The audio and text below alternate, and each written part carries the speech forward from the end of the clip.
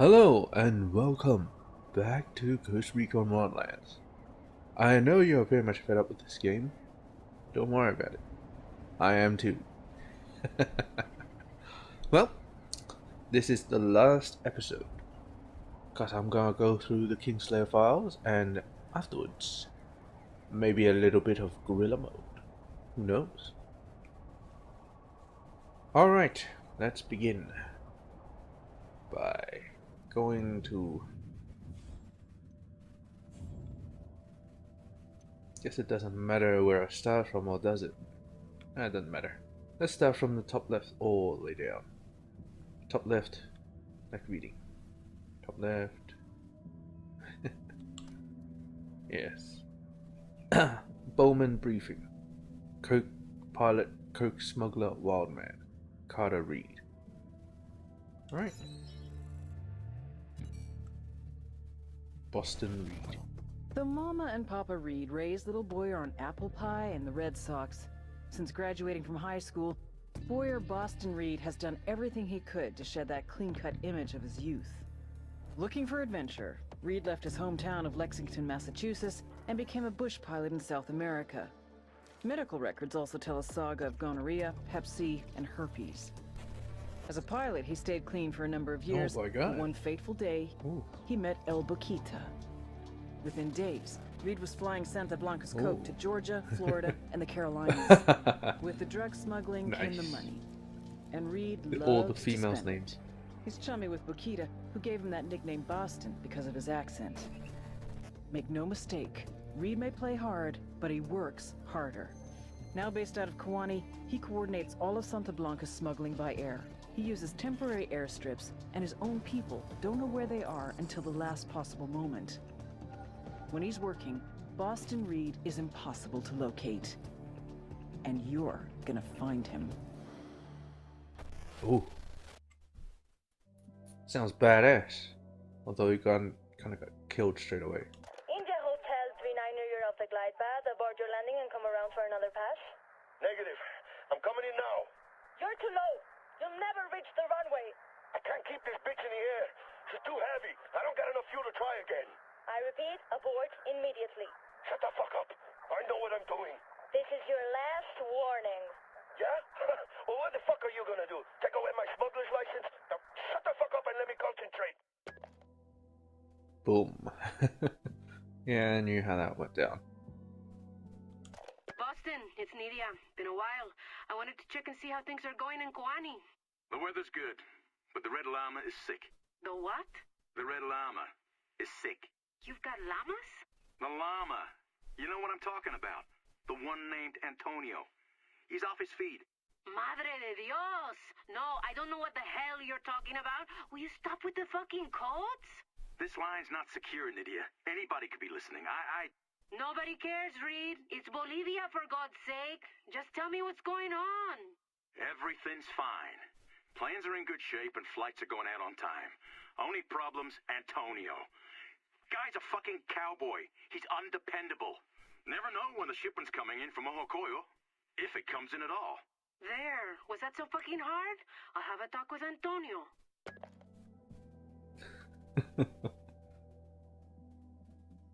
Red Llama is sick. Santa Muerte. Bless these planes and their pilots as they carry their precious cargo over the mountains and into the hands of our buyers. Lay your Nice use of Santissima religion. hand upon them and grant them good weather in day or night. Let them take off easily and land with grace. Bless the engines and the fuel lines. Bless the flaps and the elevators. Bless the rivets, the wire, and the duct tape holding these old birds together. Amen. Amen. That seems like abuse of religion if I've heard of it. Heard of anything. That.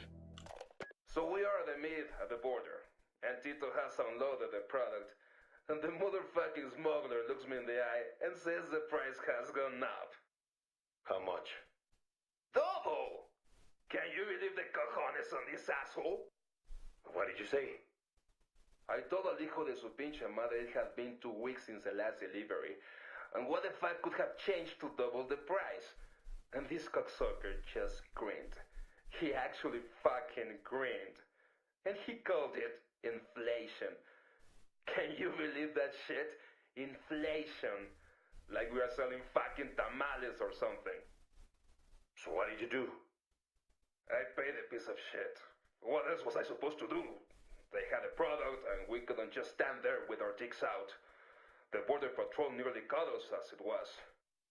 You did the right thing, Enrique. When's the next shipment? 2 weeks. Okay, here's what you do. Same deal as before. Only this time, you pay him half of what he agreed to, and then you shoot him in the face. Tell the rest of his crew that any more inflation gets paid in plomo, understand? With pleasure, jefe. With pleasure. Bible page Nydia. Ooh. What's this? The Santa Blanca drug cartel is writing their own versions of the Bible. This is the page for Nydia Flores, the beauty queen of Santa Muerte. If only I can zoom in on it. And it doesn't seem like it. So I'm gonna have to read it slowly, I guess. Nydia Flores, Reina de Beleza? I don't know. Nydia in Reigns de Belize. Is it Belize? Yeah, wait, it's not even in English. Okay. Guess I don't need to read it. Barely read it as it is. A blueprint of a Cessna plane detailing all possible places to hide cocaine. Santa Blanca uses bush planes flying low altitude to avoid radar detection and refueling in Venezuela, Nicaragua, before reaching Mexico. Oh my god. They're supplying Mexico? Or is Mexico supplying them?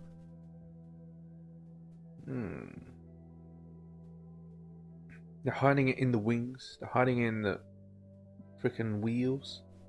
They're hiding it in the undercarriage.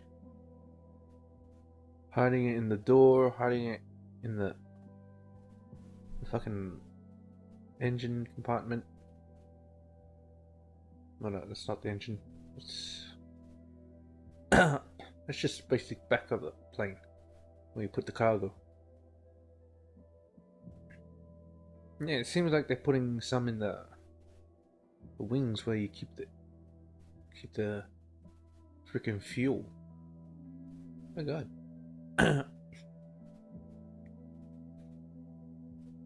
Yeah, it's okay. It's okay. A map illustrating routes used by drug smugglers to fly cocaine to North America. Santa Blanca uses mostly bush planes flying. Okay, whatever.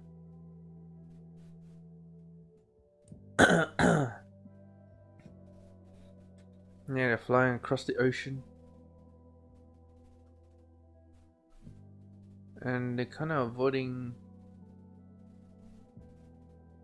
place in between. Isn't that Mexico? No, I'm not exactly great with American geology.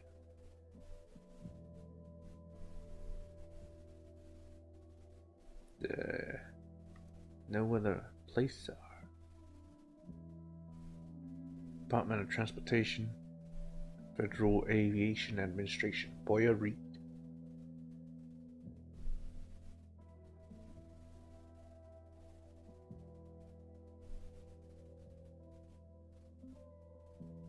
Boyer Boston Reed has been smuggling cocaine for Santa Blanca for many years. He started in the 90s working as a bush pilot before meeting Albuquerque, who offered him a permanent position among the ranks of Santa Blanca.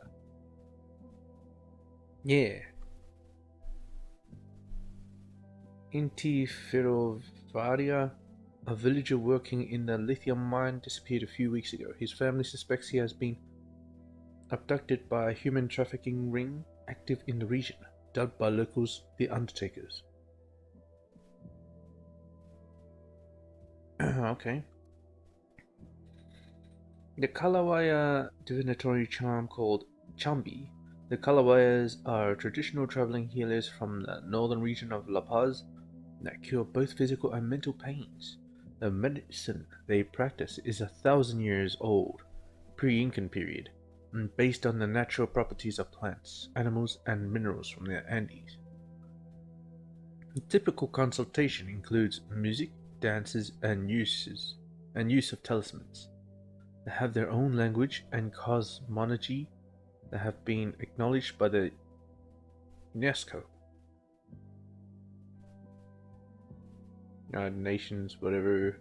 I don't know. The Aymara have a myth to explain the creation of the salt flats of Uyuni. They believe that long ago the volcano surrounding the Sala could walk, talk, and even fall in love. Oh my god. The legend says that Tunupa, one of the tallest volcanoes, became pregnant. Okay. Gave birth to a baby volcano, Kushu, a nearby volcano. Believing he was the father, abducted the child. Tunupa cried for a long time.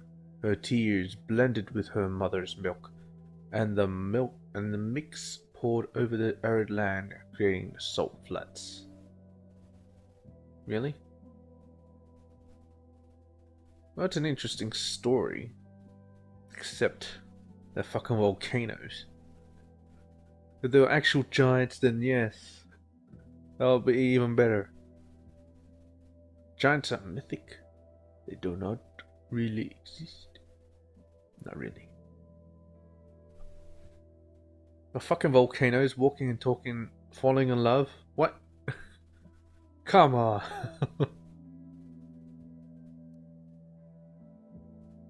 Uyuni was once a boom town, playing the role of a transport hub for trains carrying minerals to Pacific Ocean ports.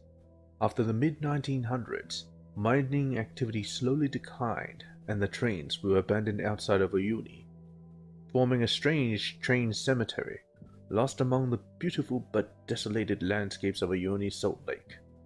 It is now a major tourist attraction.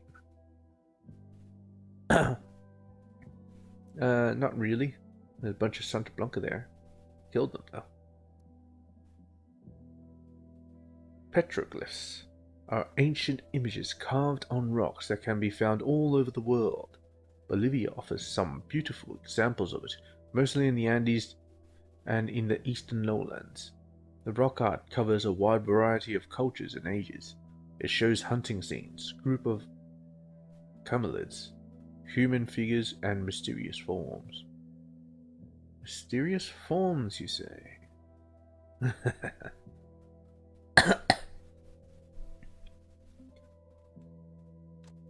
Kind of like rock carvings, I suppose.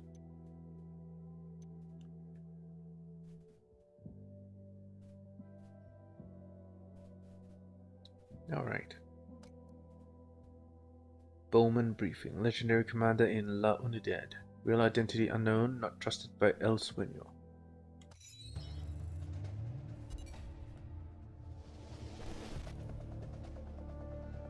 Intel on this guy is sketchy at best. The cartel and the Bolivians call him El Comandante. Age unknown, birthplace unknown, real name unknown. An officer in Unidad, Bolivia's military police, El Comandante made a name for himself hunting down rebels. The rebels had something of a foothold in Media Luna until El Comandante and Unidad arrived in force. It was a slaughter. Rumor has it our boy personally took a few scalps as souvenirs. On paper, he's a lieutenant colonel. In reality, he wields the kind of authority reserved for legends. And he's been using that authority to put Unidad to work for Santa Blanca. But the way he's been insinuating Unidad into the cartel's operation should make Sueño worry. If it were up to him, Sueño wouldn't work with anyone from Unidad. His problem is the rebels. You can't fight what you don't know. And if there's one thing El Comandante knows, it's the rebels. Without him, Media Luna would be in rebel-controlled territory. Like all good frenemies, Sueño keeps a close eye on El Comandante, careful never to let down his guard.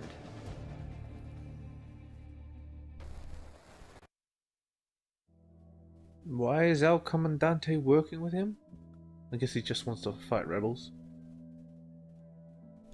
Yo no sé, Jerry. I wouldn't join Unidad. It's not for me. Carajo.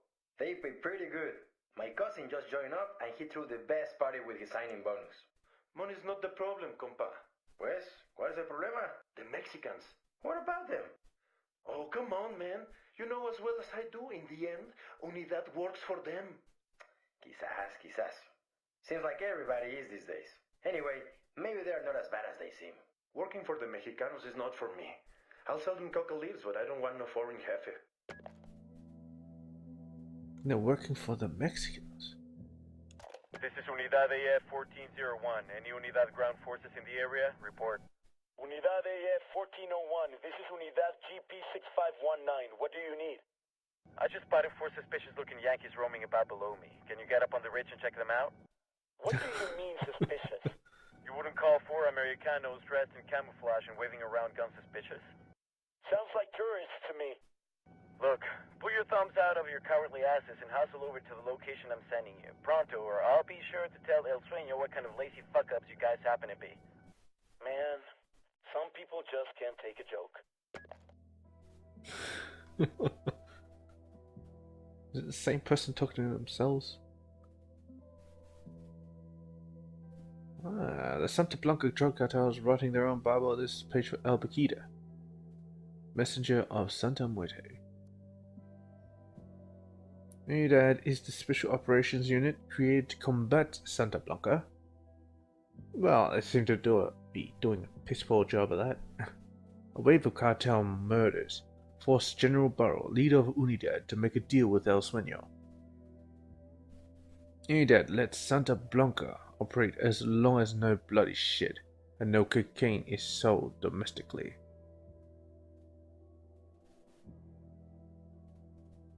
I see. So what's the point of killing El Commandant? In this blog post, Ramon Feliz comments on the creation of Unidad, questioning their integrity and effectiveness.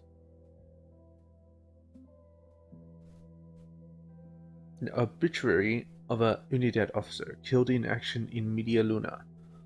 Though General Barrow has concluded a Pax Romana with El Sueño and the cartel, isolated incidents still happen on a regular basis, fueled by the contempt each faction nourishes for the other.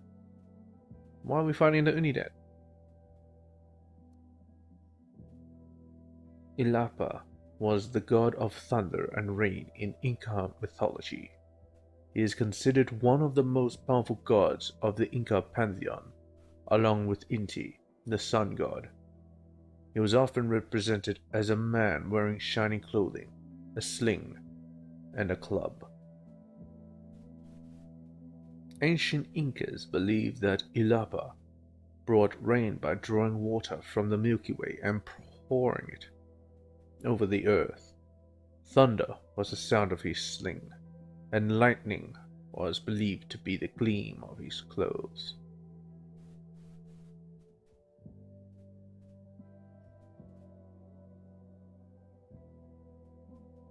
Okay, I can kind of imagine that. That's pretty cool.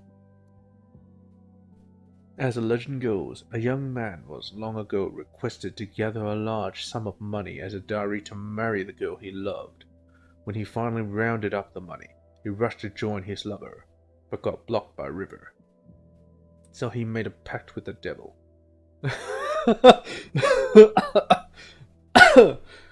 Oh, that line is too good.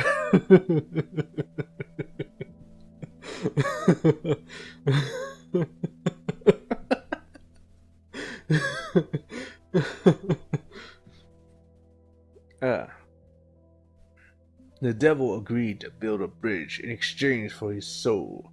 However, as the bridge was nearly over, the young man changed his mind and summoned God to chase the devil away. Since then, an unfinished bridge stands over the river. What a bitch! He sounds like a motherfucker. Sounds more of a devil than the devil himself. or herself. You know, it's 2019, not to be judgmental on anything. The sling was the traditional weapon used by Inca warriors during the dynastic war, which divided the Inca Empire between 1527 and 1532.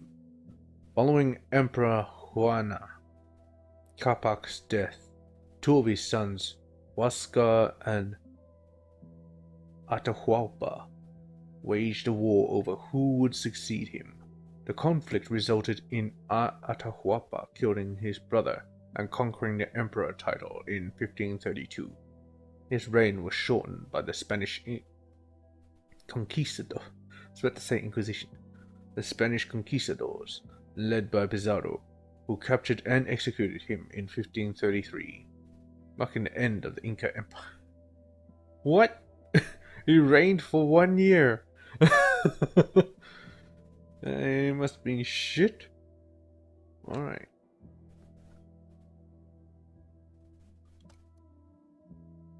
After a lifetime picking coca leaves, she manages the cartel coca fields. Madre Coca. She's pretty ugly.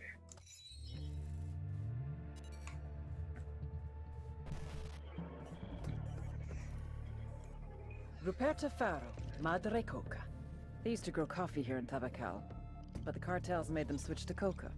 A lot more profitable. If you ever tried to snort Italian roast, you'll know why. Spoiler alert, this is frowned upon at coffee shops. Don't ask. Madre Coca grew up as a raspachina, a coca picker. When it comes to illegal coca farms, there's no such thing as child labor laws. It was brutal, backbreaking work. She had a son whom she'd always dreamed would move on to better things. He didn't. Young Pablo died from a coke overdose. How does a mother who grows coca deal with growing the product that killed her own kid? Most people see the error of their ways and move on to something else. For Madre Coca, it was the exact opposite.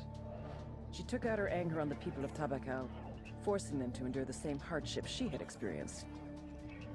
And like any tyrant, she expanded her empire. This led to resentment from the people, which she dealt with. With the backing of El Yayo, she became a very powerful woman in the cartel. A new twist on an age-old lesson. You don't fuck with Mama. Mama Coca. Also very ugly. Pero sueño, lo sabes tú. In the end, compa, only blood ties matter. It's only the blood. These people, they're not even Mexicanos. Mudo, hermanito. You're missing the point here. You're being too sentimental. We're running a business. A fucking billion-dollar vertically integrated multinational organization. And for a business this scale to thrive, you need the best people running your operations. El Yayo and Madre Coca are the best at growing coca. Papuchones, making them bosses? El sueño, this is crazy. We'll never be able to trust them. Oh, yes, we will. How? We get them to sign the safest, most binding work contract ever invented. What? What are you talking about? What contract? Plata o plomo. Take the money or take the bullets. I don't know. I don't like this, El Sueño. Tranquilo, hermano. You need to widen your perspective. It's all business. Just business. Maybe some pleasure. Ew.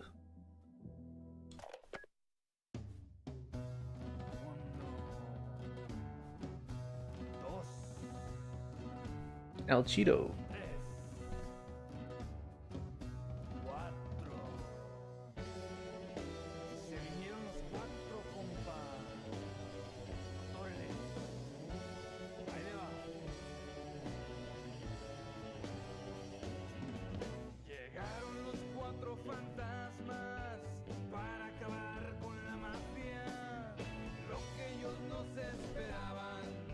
No subtitles?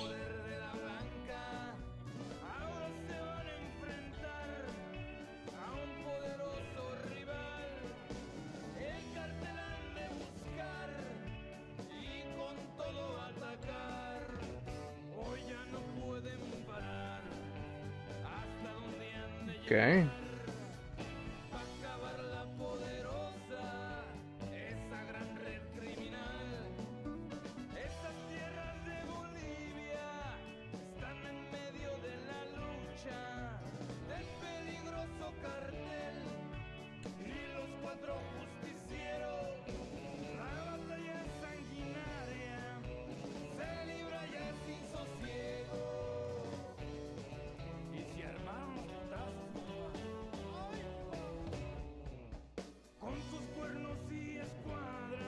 How long is this?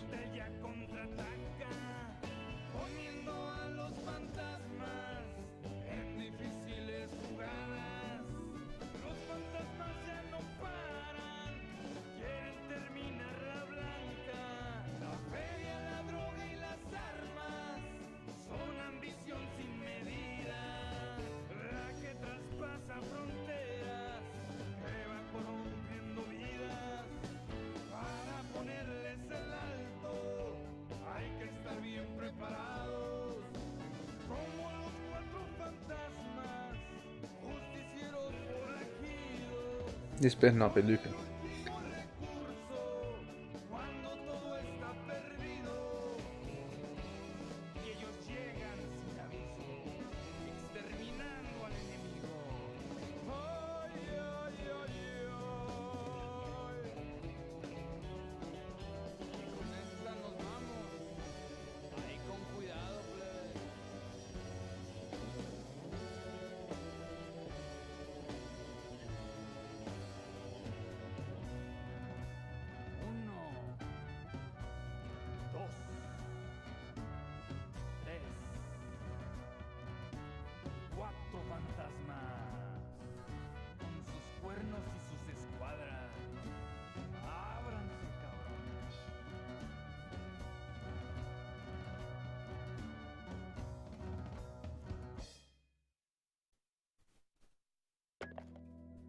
Okay. Is it me or the music always sound the same? The hell's with that? Oh, Yayo talks with Madre Coca about her promise to pay local farmers more for coca than any other crop, including coffee. They'll see the generosity in her offer. She'll force them to take it anyhow. Oh, what? Madre Coca, can you turn down your television? Ya es hora de mi novela. Most of these telenovelas are estúpido. Pero this one about the chocolate factory, this one I like. Listo. Madre Coca, in Tabacal, the gossip is that the Cocalero Union is guaranteeing a better price than other crops. The coffee is nearly 20 bolivianos a kilo. My son tells me that Santa Blanca will never buy coca for over 17. Viejo, I said the farmers will make more guita. You know as well as I that you can only harvest coffee once a year. As cocaleros, these people will harvest 3 times a year. That is 3 times the harvest for a plant that is easier to grow, for a crop that the farmer know will be sold. Está bien. You are bending the truth, mamita. Pero you can depend on people to be lazy more than you can depend on them to be greedy. What if they don't buy the carrot? Well then, you know me. I have a pretty big stick. Okay. Damn, El Yayo sounds kinda sexy. Letter from the Coca Regulatory Board to the Cocalero Union setting the standard price for coca. In Bolivia, the price of coca leaves used to be government regulated. That was before Santa Blanca set foot in the country and disrupted market prices by buying massive amount of coca under the counter from local cocaleros.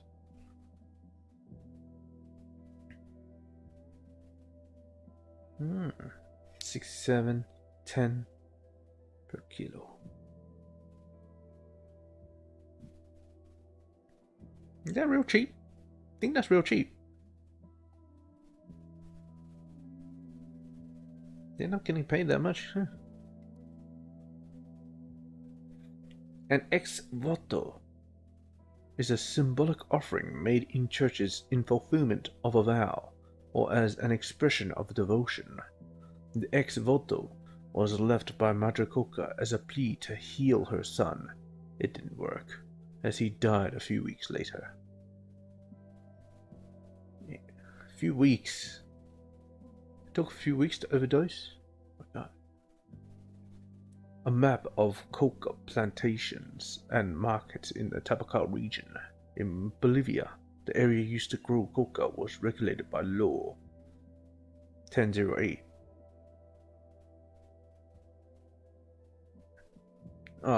The law 1008. Let's say that was the year.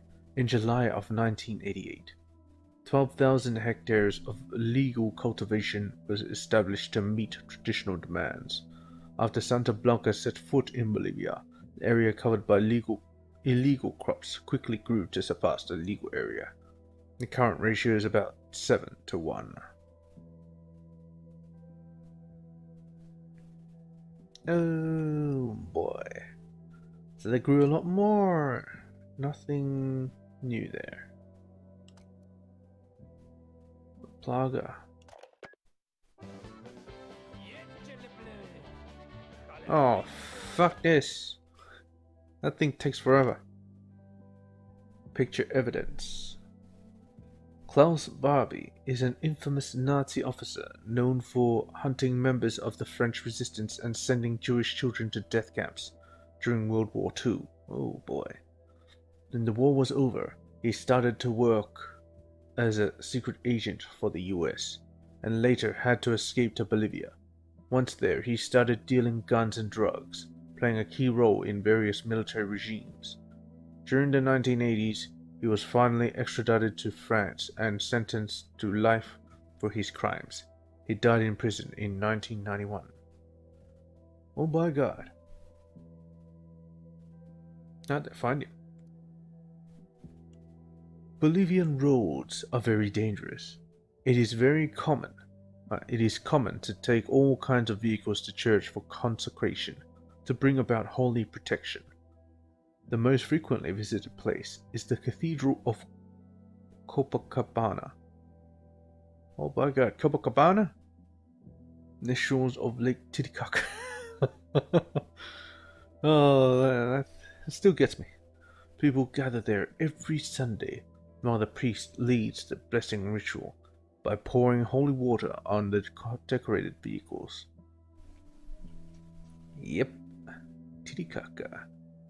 Copacabana. I remember that song. A little bit. Death Road is a 50-kilometer road connecting La Paz to the northern tropical area of Yungas. Built in the 1930s, it soon turned into a major transit route. However, the slippery and narrow slope is considered one of the most dangerous roads in the world. An average of 200 people fall into the precipice each year, most of them truck drivers and bus passengers. A safer road was constructed, but the death road is still used by some old trucks and tourists. Okay. And no one has found them since. Oh. Alright. What about you, La Santera? Fanatical priestess. Into the darker side.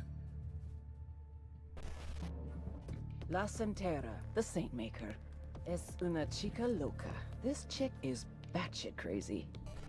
She used to be a good girl, devout Catholic, until she found Santa Muerte, the skinny lady, and went all in. If El Cardinal is the light, charitable side of Santa Muerte, La Santera is the dark hedonism. The cartel's twisted, fucked up version of the saint. El Sueño knows a chart topper when he sees one, so he put her on his label. Preach, mommy. What's good for Santa Muerte is good for Santa Blanca. He even built her a sanctuary deep in the heart of Espiritu Santo. La Santera's role in the cartel? Ensure loyalty. The more cartel members prove themselves, the more access they get to Santa Muerte. You want Santa Muerte to protect you from bullets? Smuggle 200 kilos. You want to be blessed with eternal wealth? Recruit 5 of your cousins to Santa Blanca. You want to go to heaven? Kill 10 of her enemies. It's like a ranking system for scumbags. The more you do for your cartel, the more the Saint of Holy Death will do for you. A true reward for true believers. And trust me on this, La Santera is a true believer. She's a crazy bitch. Oh. All the pretty ones are always crazier. Destiny Gospels. May Holy Santa Muerte bless us. Brothers and sisters, we are all gathered here because of gratitude, thankfulness. Those of us assembled here are thankful for the good deeds that La Santa Muerte has bestowed upon us. That woman there, La Dama Poderosa, saved her husband from illness. That man, he was spared by La DEA because of the skinny lady's intercession. Him there, he passed through gunfire unscathed because of his faith in La Santa Muerte. And faith, brothers and sisters, faith is all that she asks of you. But faith not shown is only an indulgent desire. If you pray to Santa Muerte without giving her an offering, you are expressing a selfish whim, simply indulging in greed. And as Santo Tomás de Aquino wrote, greed is a mortal sin because greed leads you to sacrifice the eternal for the sake of something temporary. This week, as we pass the collection plate, I want each of you to think about how you display your faith in La Santa Muerte. I want you to let go of your greed. I want you to give your offerings in gratitude. Amen. Now that's a proper sermon.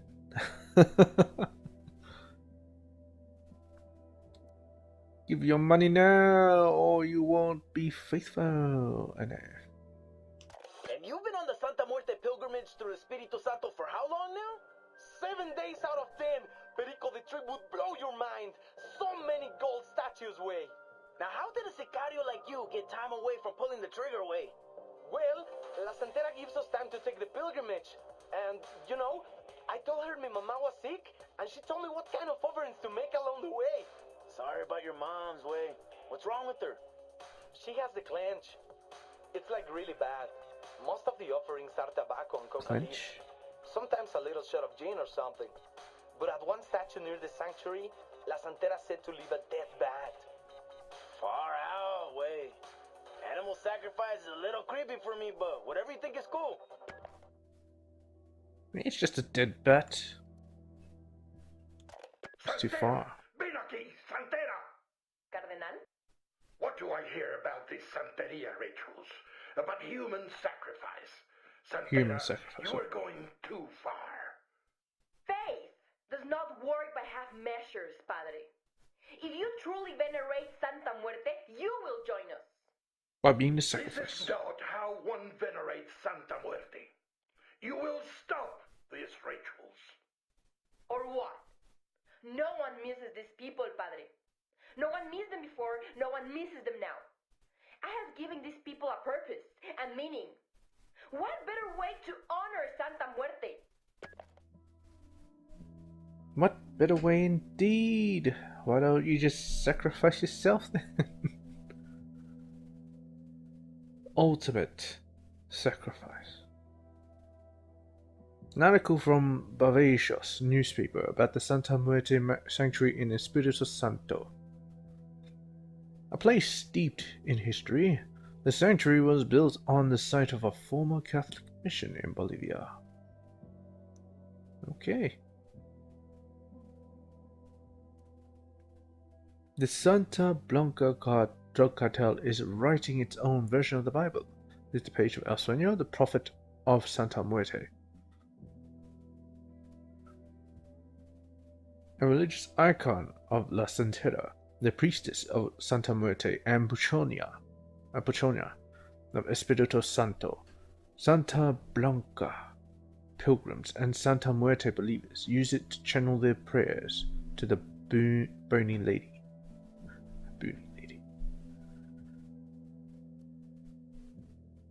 Gold statue used for offerings to Santa Muerte by pilgrims and believers. Santa Blanca uses the gold extracted from local mines to smelt these statues. Oh, well, it's okay if it's sourced locally then. Really? Are they worshipping the Grim Reaper or something? I don't know who really Santa Muerte actually is. The bony lady. I think it is the Grim Reaper. The main religion in Bolivia is Catholicism. Although it is considered highly syncretic, it is a complex mix of native and foreign influences, both in terms of rites and beliefs. In their effort to convert indigenous communities, the first Catholic missions led by the Spanish mixed native religious principles with Catholic teachings in order to promote Christianity. Wait, what? Catholic teachings to promote Christianity. Okay. I thought they were different, but they're apparently not. The plan then was to gradually eliminate indigenous beliefs, except it never really worked. Today it is still common to honor both God and Pachamama in the same ceremony. Well, it's good at least they kept their beliefs, rather than be eliminated by the other one. You know, the one that says you should not worship any others. Yeah, that one. The Santa Muerte cult has been rapidly growing over the past 15 years, gaining several million followers in Mexico, the USA, and parts of Central America. This can be credited to a popular belief that Santa Muerte grants miracles more easily than her Catholic cousins, but it is also due to the fact she embodies the identity and values of a growing number of poor Mexicans facing violence and struggling to survive in a brutal economy. What?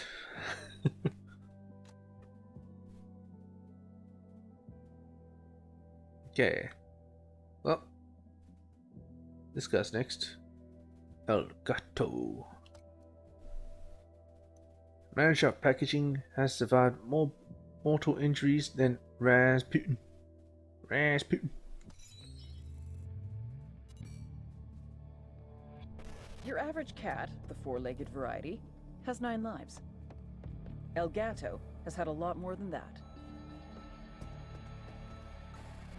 He's been shot, stabbed, garroted, blown up, burned, thrown off a building, run over by a car, half drowned.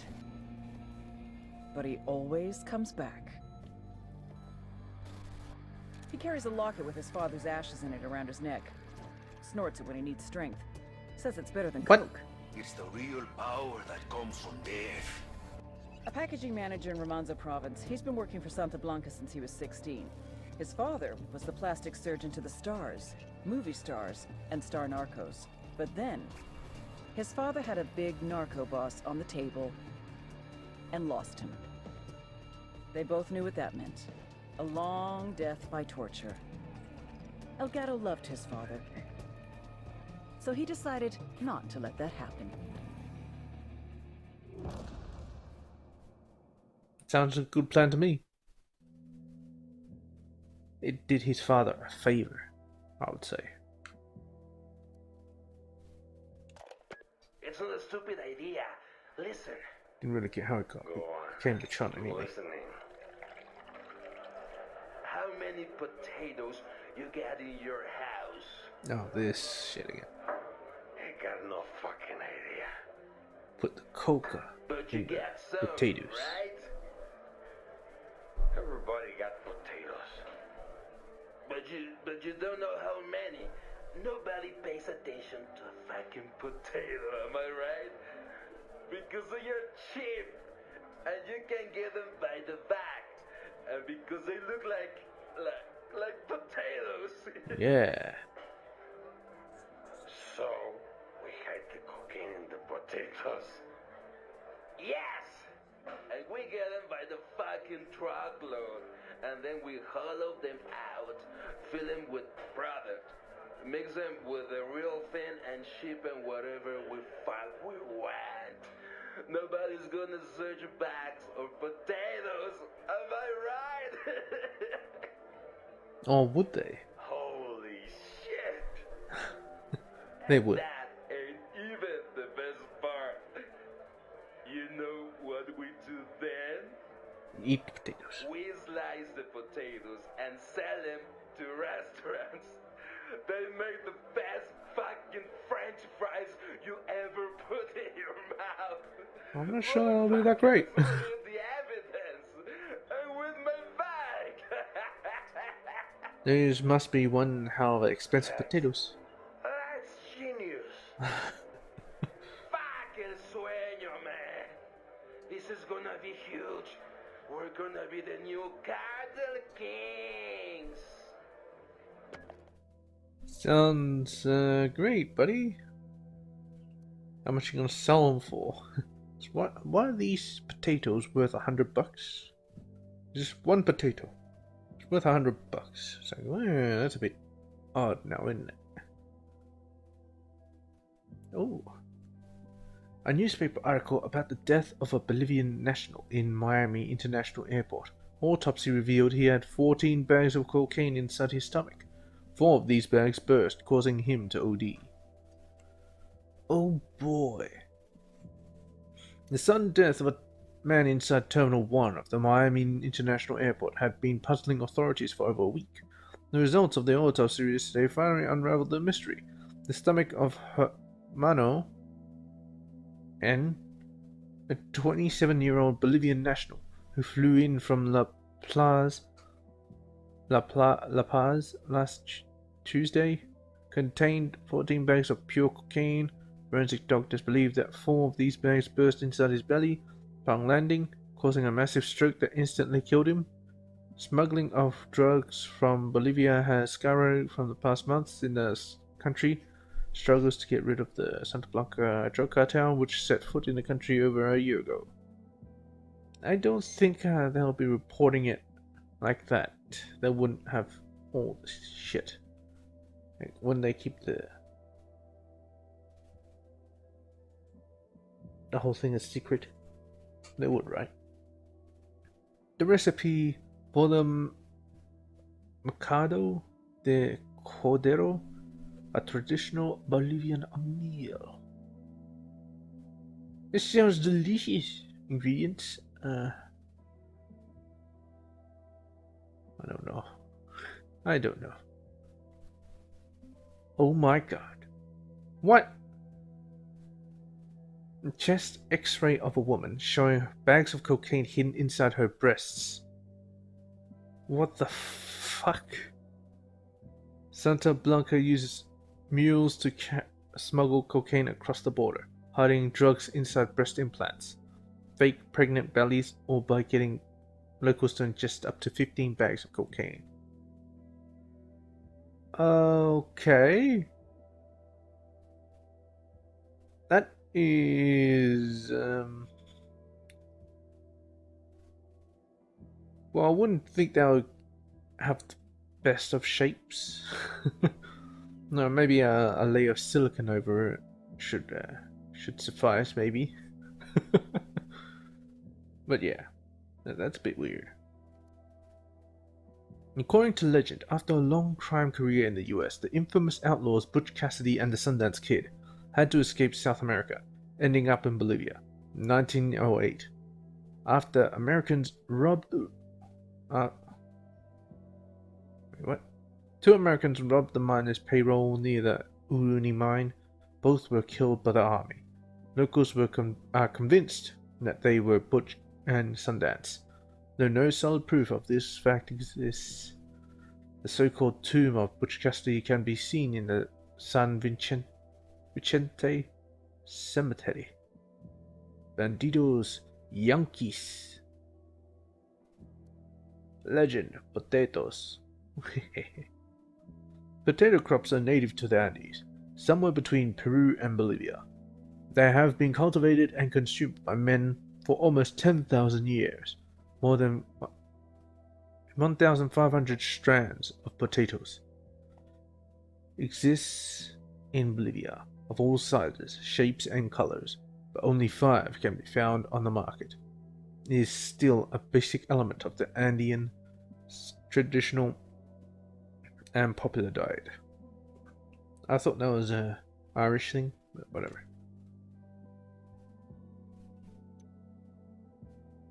Onto this motherfucker. Well, he disposes of bodies. Let's do this.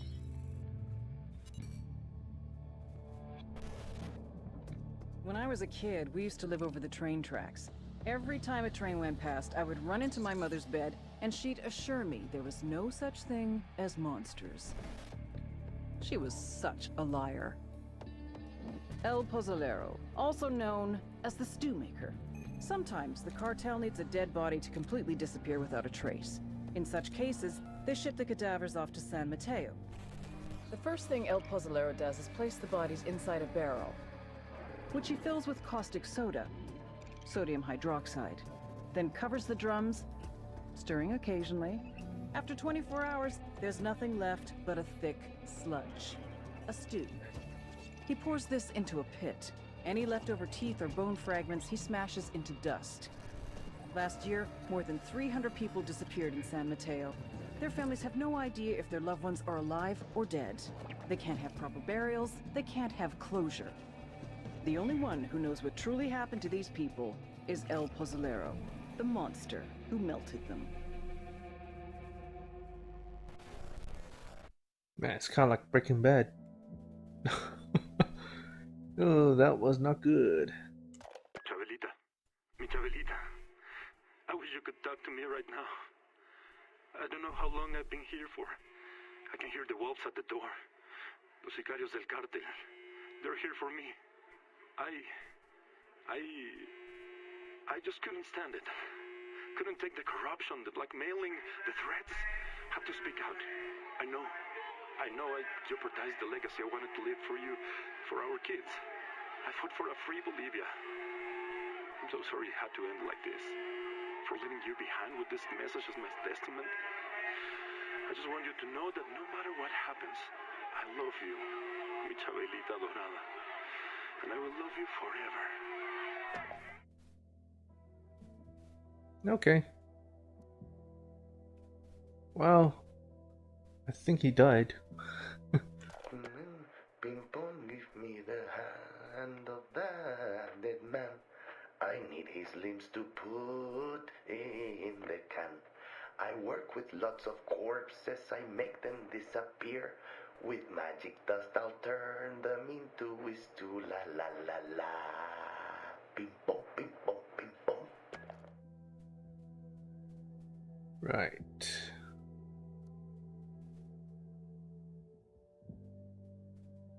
El Pozolero.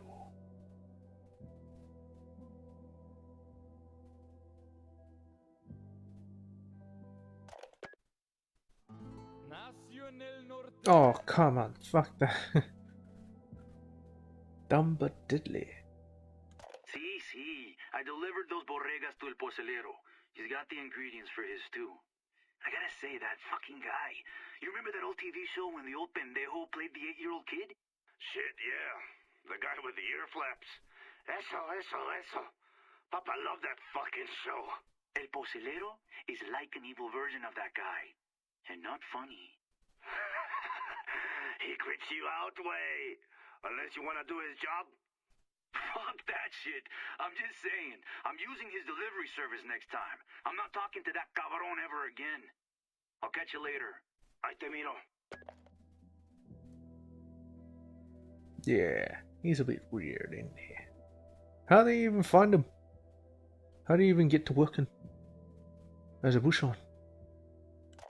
Ma, I'm fine, yes. No, Ramon. I know you. You are not fine. I am your mother. So don't lie to me. Ramon Feliz. Ma, you know it has changed my life. Carajo. I do the best I can not to think about it. But those bastards, esos hijoputas, ma, I'm helping them destroy my country, kill my people. Cariño, you only work for them. You hear me, Ramon? So stop doing that to you, chiquito. You are a hero. You are a survivor. You are doing that to protect the people. Hero? Soy un traidor. I've betrayed my people. They are holding Bolivia hostage, and I help them get to the people. I help them recruit sicarios using 12-year-old kids as cannon fodder. I'm stuck. I'm stuck. I can't look at myself in the mirror. I helped kill. No, Ramon. Listen, you are not a murderer. They are. You do this to protect your familia. And he's dead. A vivacious newspaper article about the wave of disappearances hitting San Mateo in this region. Santa Blanca has hit the rebels harder than anywhere else in Bolivia, kidnapping entire families of suspected rebels and detaining them arbitrarily, sometimes for months. El Pozolero deals in waste management for the cartel. Yeah, puts them in, then dumps them out. Yeah, now he has friends. Yes. How'd they even find him? Delivery bound for chemical solvents, possibly used to dissolve bones in flesh? Possibly. You know. Missing person poster for Miguel Paredes, a judge that mysteriously disappeared in San Mateo. Any information on him may help the police. He's dead. Did they get that recording? Or did I? According to folklore, the fish taco is a kind of vampire or boogeyman, typically from the Andes. Well, everything's from the fucking Andes. Described as a human-like figure with white skin and a pale face, he kidnaps lone travelers at night, sometimes killing them in order to steal their body fat. Indeed, the body fat is important in the Andes because it is considered a sign of wealth and good health. Note that the taco's description is a clear reference to Spanish and other European settlers. Really? Is that clear? Described as human-like figure with white skin and a pale face. So, white people. Fish taco. Okay, there's quite a lot to go through.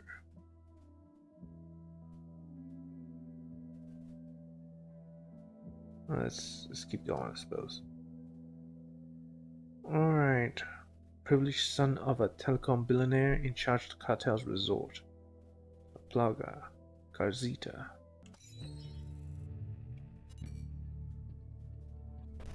Javier Coronel Bayardo, which is a mouthful, so let's call him what his rich friends do. Garzita. He's a meppy, a Mexican preppy, or a prepsican if you prefer. His main achievement in life was to win the sperm lottery. Gonzalo Coronel Bayardo, telecom billionaire, is his daddy. Gave Sonny everything. Money, cars, education, BA from Harvard, MBA Wharton Business, DPhil from Oxford to acquire a little sophistication and some good English clothes. Now he gets his own resort to run. This used to be a national park, but Santa Blanca turned it into an exclusive resort. It's here that Garzita does what Garzita does best, making connections. Between Santa Blanca and anyone that's anyone. CEOs, politicians, judges, socialites, even celebrities. You know who that is, right? Hint. She just went to rehab for saying something racist. Who is that?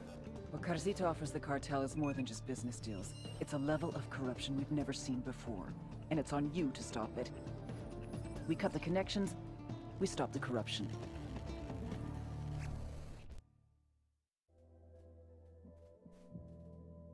Was this the guy that died?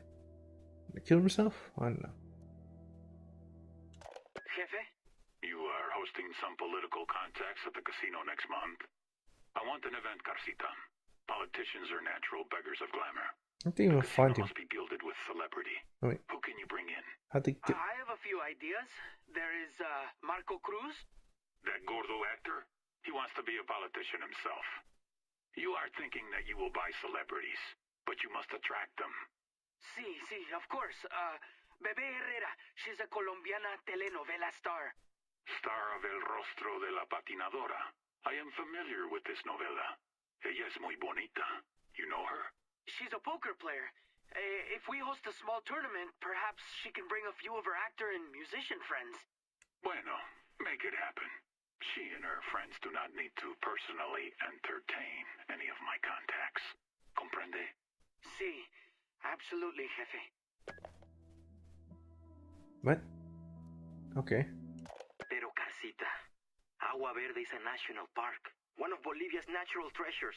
To put a resort on it, Minister, the rest of the world should share in this treasure. Turning Agua Verde into a resort will bring tourists who will bring cash into the country. The casino alone will... The casino? Even if I approve the resort without the approval of the Aymara chiefs, the Gambling Control Authority will never go for a casino with such questionable financing. They've already promised approval. ¿Qué? I don't believe it. How is such a thing possible? Well, the president of the Gambling Control Authority understands that a lot of money goes through a casino. If some of that money happens to get lost, he wants to make sure that it falls into the right hands. Don't you, senor? Ah, okay, of course. How much money are we talking about? Well, I'd say $50,000 a month to start. That sounds reasonable, Carcita. Have your lawyer send me the construction permits. I will handle everything. Perfecto. You and your family have a good evening. Ooh. Can't refuse that. No. Oh, fucking hell. Fuck you, El Cheeto. In local news, a construction vehicle has run over Aymara protesters in Agua Verde, resulting in 25 dead and dozens more injured. Since April, the Aymara have been staging marches of resistance, blocking roads in an attempt to prevent construction crews from driving to the construction site of Paraíso Agua Verde, resort and casino. Early this morning, an earth-moving dump truck broke through the protesters, resulting in the deaths. Of course. The site sits on what has long been considered sacred land. Environmental groups have also expressed concern that pollution from the resort will damage the ecosystem of the lake. No charges have been filed for the deaths, and there is no word yet from Aymara representatives if the protests will continue. Military police from Unidad have moved into the area to ensure order. In international news, Queen Brita of Sweden has given birth to a baby girl. Nice change of place. Change of pace. Pace? $3 million? Holy shit, I thought I was a dot. A vivacious bank check signed by Javier Carcita Velardo to a respectable New York law firm, most likely bribes to secure the construction of Agua Verde's resort and casino. I see. Note for Javier Carcita Velardo left by Ricky Sandoval. It seems like Agent Sandoval might have gone a little too deep undercover in this cartel. Hey Carcita, great party! Who are those Brazilian garotas you had last week? My bones still feel like lead. Next time I'll bring them medicine. See you soon, Ricky. Of course. Never said Ricky was a good guy. Javier Carcita Velardo is featured on the cover of the latest issue of a famous international tabloid. The son of Mexican billionaire Gonzalo Velardo, Carcita is acting as the respectable public face of the cartel. Jet setter and role model for some, he attracts famous athletes, celebrities, and politicians to Agua Verde Resort, facilitating collusion and expanding the soft power of the Santa Blanca cartel. Carcita's latest selfie has over 340,000 likes and counting. The son of Mexican billionaire Gonzalo Velardo, Javier Carcita Velardo is damn it. Anyway, I refuse to believe that. Must have been bought. In this blog post, Ramon Feliz condemns the opacity and blatant corruption that presided over the construction of Agua Verde's resort and casino. Ramon Feliz again, huh? Elderly people living near the riverbanks and lake shores of Bolivia, whether on the Altiplano or in the lowlands, often tell stories about sirens. As ones from ancient Greece, they are said to seduce the fishermen with their song in order to kill them. They literally disappeared a long time ago, but from time to time, you can still read testimonies in Bolivian newspapers of people who saw sirens. It's called Sound of the Police. Whoop whoop, the sound of the police. Something like that. Yes, police. Police! Bowman briefing in charge of cartel's mining operation got his face burned off in a chemical accident. It's called The Ugly. Elway.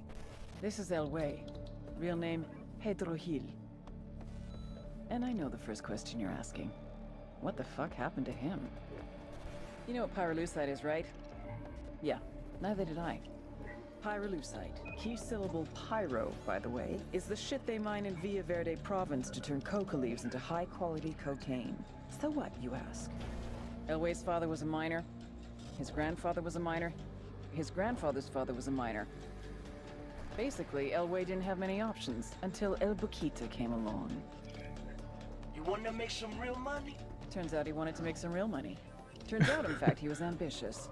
Elway wanted to improve pyrolusite to produce the best cocaine the world has ever seen. Ever hear the expression, it blew up in his face? According to our sources, Elway is a generally affable guy. Good to his workers, cool with Unidad. Just don't ever make a joke about his face. Some asshole. By God, he ugly. Shouldn't have messed with that pyrolusite. And in our top story tonight, bloody riots have broken out in the streets between local cocaleros and miners originally hailing from Barbechos. According to police reports, the miners, who are working in the private pyrolusite mine set up by Santa Blanca, are notorious locally for their heavy drinking and questionable social interactions with women. Tensions rose to a fevered pitch today when one of the miners threw a stick of dynamite into a local lake. When asked why he done such a thing, the man pointed to the pacu floating toward the shore, laughed and said, "Fishing." It was at this point that a group of local fishermen decided to complain directly to the man, using their fists to deliver their primary complaint.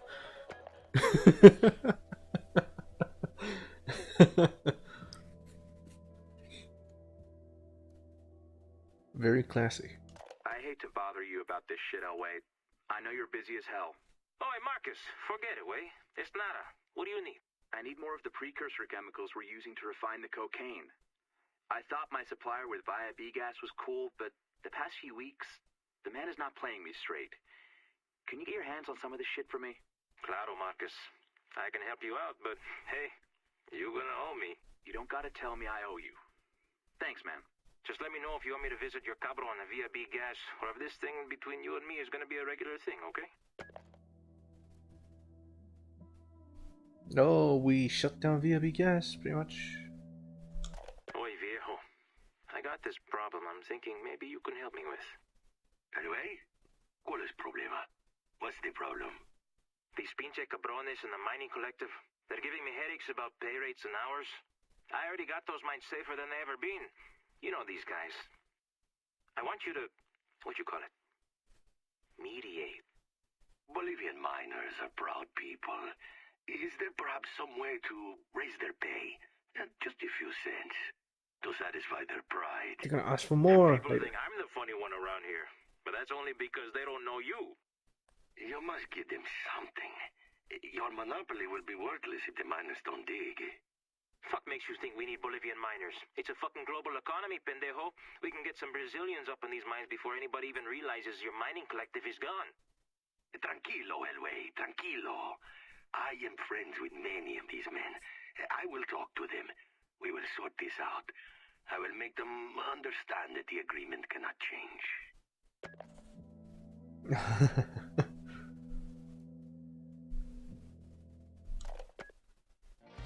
Fuck you!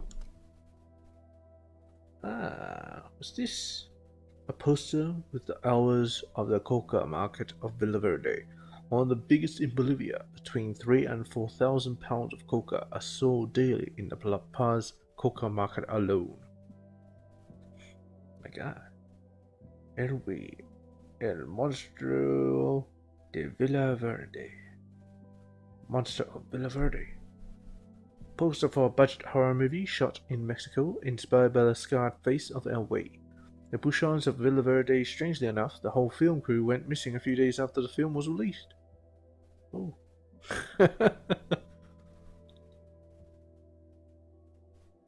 Santa Blanca drug cartel is writing their own version of the Bible. This is the page for La Santera, High Priestess of Santa Muerte.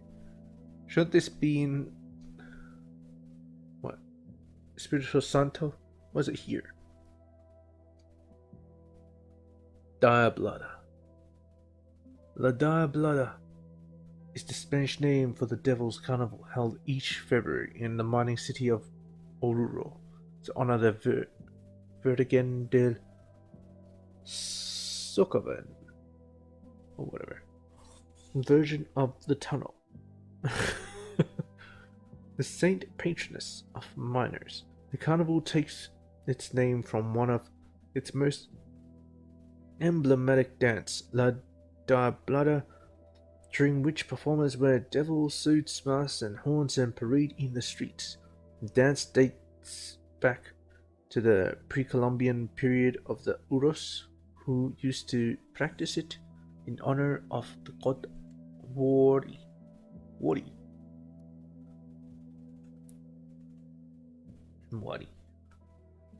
Legends about Mama Coca, I think Madre Coca, often tell very different tales. Some think she was Pachamama's daughter.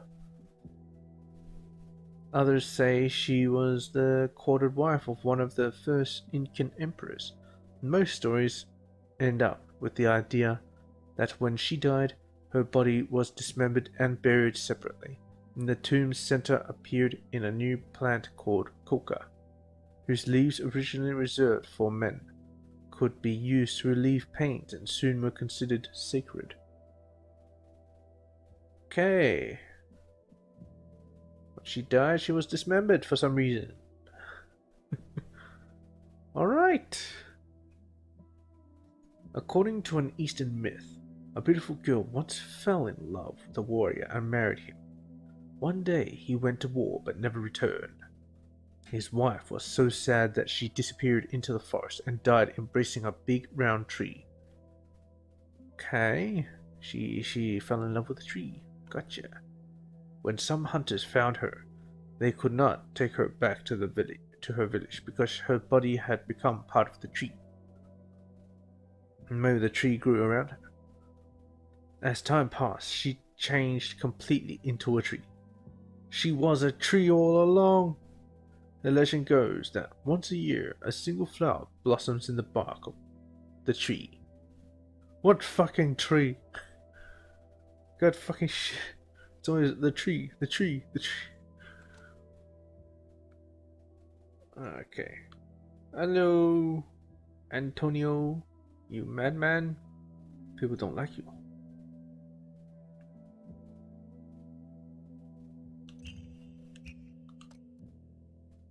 Bowman briefing.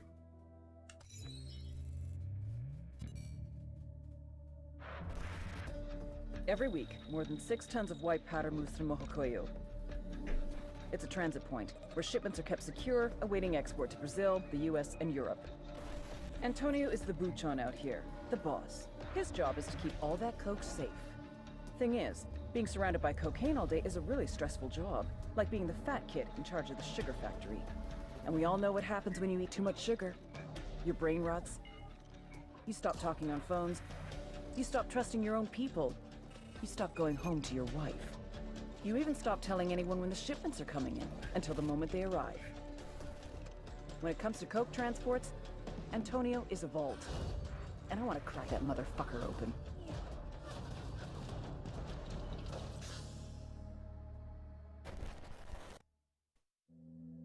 Sounds like a cheery guy.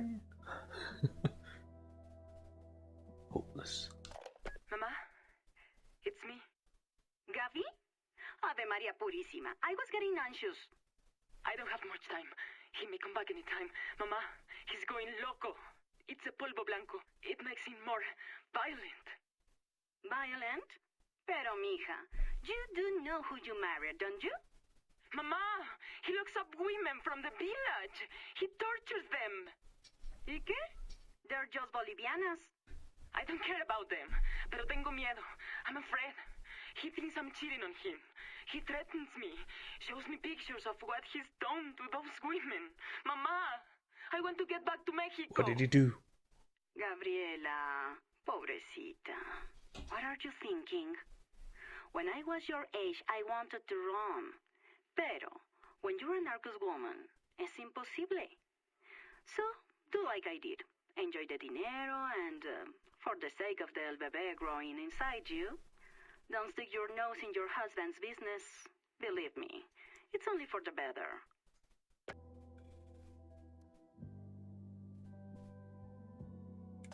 Three months ago, we used to do between 7 and 7.5 tons a week. Now when we do 6 tons, we're happy? Eso es triste. Mijo, debe ser por la canícula. The weather wasn't good those last months. The consequences on the harvest were disastrous. That's what they say, but that's too simple. They? What are you talking about? Yo no sé. Maybe another cartel. Look around you. Everything is giving in. They're spying on us. They corrupt our best men. Even my wife is acting weird. She doesn't smile. She makes phone calls when I'm out. And in la cama, she's colder than a corpse. Padre, if we don't pay attention, everything will collapse. My son, you soar to Santa Muerte. You would limit your use of the polvo blanco. Are you sure you respect your oath? I see. It's getting paranoid. Last resort. Prayer written by a local to seek the help of Holy Mary to bring back his wife. Alright. An Unidad report on a woman who disappeared recently in Morocoyo province. One, huh? Of a woman? An article of Bavacios newspaper reporting on the recent wave of women disappearing in Morocoyo. The journalist suspects the cartel to be involved. What did he do? What did he do? A handwritten note giving a breakdown of cocaine imports and exports from Peru going to Okoro. Okay. Chupas are pre-Columbian stone funerary towers that can be found in the Andes Bolivia and Peru. They were built to protect and honor the mummified bodies of noble family members, along with some personal belongings. The corpses were placed inside in a fetal position. The door is usually facing east, so every morning the rising sun can flood the corpses with light, symbolizing the cycle of life and death. Alright. Every year, rural communities in the region of Potosi organize big celebrations called Tinku. In daytime, the villagers brawl following special rites. Shedding blood is a way to honor the earth goddess and ensure the promise of a good harvest. It is also a way to release social tensions. Clay pots, such as this one, are traditionally used to drink alcohol. The drunkest or toughest guys fight to the death. Even the women take part, helping their husbands or fighting each other. What the f...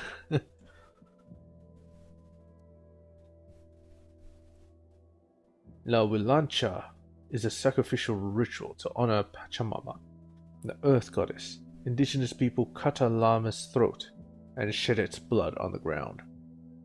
Hoping for a good harvest, miners spill the blood over mine entrances for safety at work or to find a good vein of minerals. As Pachamama is a jealous goddess, the ritual is considered mandatory to satisfy her. During the Wilancha ceremony, a shaman or one of his aides may blow horns such as this one to attract Pachamama's good graces. Okay, moving on. Done that one.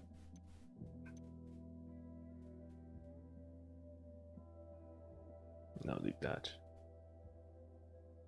We done that one. Let's go down. Card card. Let's do this. I'm missing one for some reason. The fuck? This is a bit weird.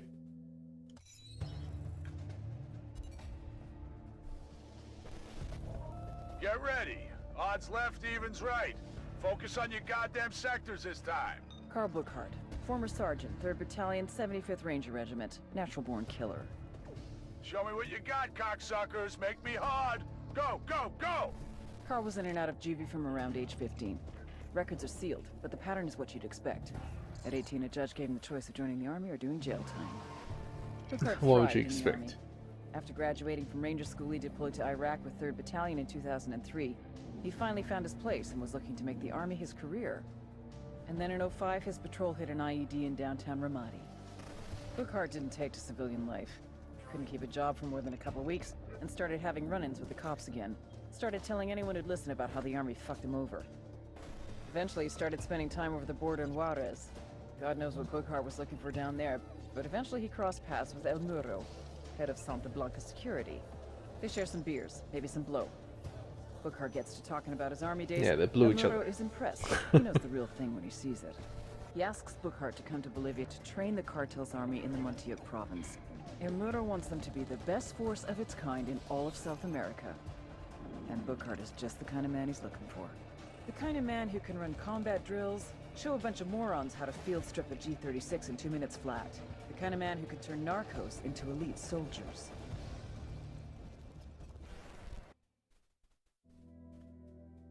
Okay.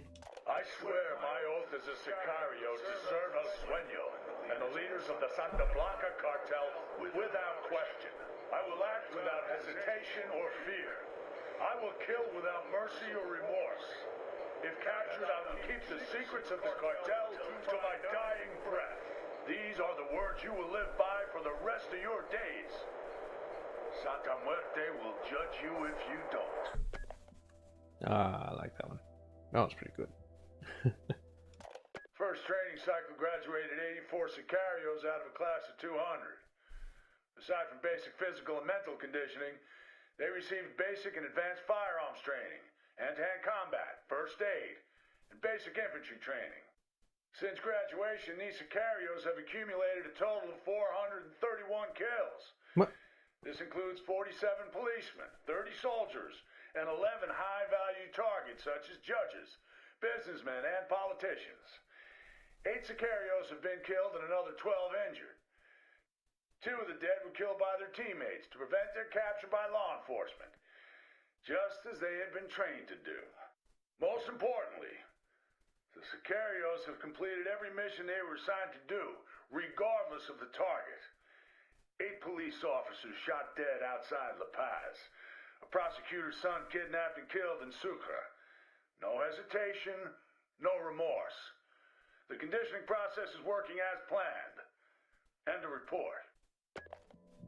Sounds like a mighty fine trainer, dude. We sent 200 recruits to Montilluk last month. 200. Your man Bookhart sent 40 of them back. Oh, that's And not now true. you're It's an telling 80. me another 6. 30 have been injured or killed in training?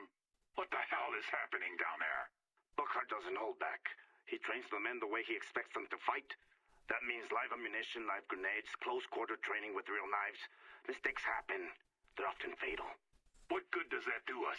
We need soldiers, El Muro, not invalids and corpses. And you will have him, Jefe. Booker will take the very best of those 200 recruits and turn them into elite soldiers that are tougher and better trained than any of the force in Bolivia. Nothing will ever fucking stop him. Nothing, El Muro? Not even ghosts? I don't understand. Never mind. Send me 50 of these elite sicarios as soon as they are ready. I may have a use for them. What use? I've never seen them.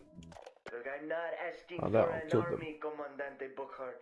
Just a few of your best to provide security for me and my family. I don't make the assignments, Oh, Paquita. that's El Paquito. We'll have to talk to El Muro.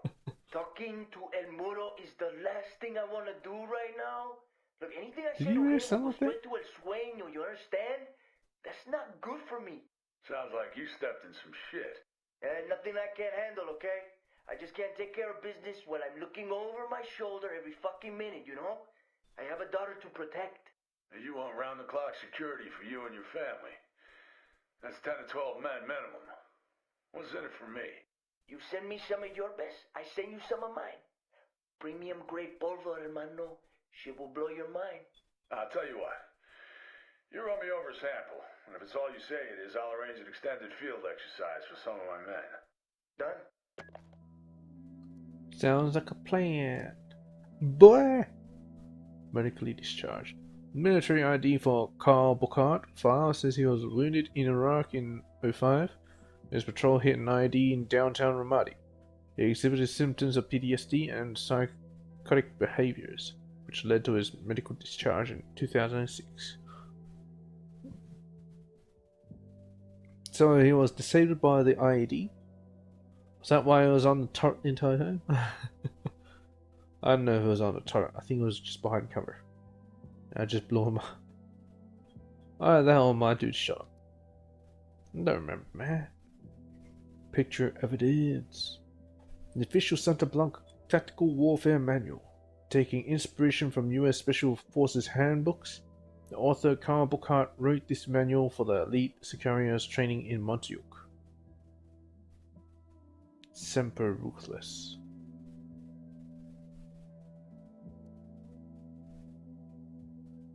The notoriety of the ghosts is growing. Santa Blanca has put a bounty on their heads. Okay, how did they get spotted? Bunch of amateurs. Carl Bocart poses at a shooting range with his new friend, El Muro, head of security for the cartel. El Muro looks much bigger, although he's making some sort of weird pose. What the fuck is he doing? Laguna Colorada, or Red Lagoon, is a shallow salt lake of some 60 square kilometers. It is located in southwestern Bolivia. In the Lepez area, its peculiar color comes from a mix of red sediments and algae with white crystals of borax. The lagoon is an important mating site for pink flamingos. Local people traditionally come here to hunt them using bolas, a very efficient kind of throwing weapon made of stones on the ends of interconnected cords that entangle the long legs of the flamingos. Yes. According to legend, a condor once fell in love with a young Cholita, a native girl, and turned into a young man to seduce her. Sounds like Odin. However, the distrustful mother of the girl intervened and threw boiling water at the condor, burning its beak and neck.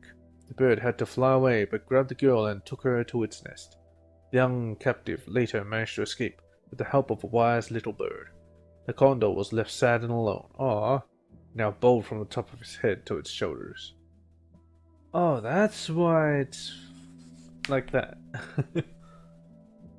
That's why condors look like that. What the hell? I did it all. Come on. Where could it be that I could possibly miss it? I've gotten everything, man.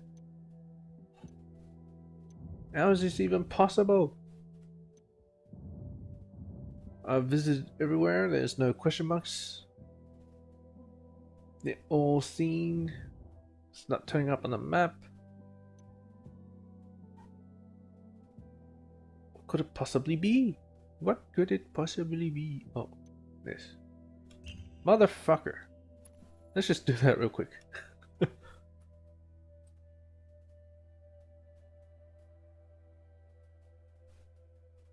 I missed this for so long.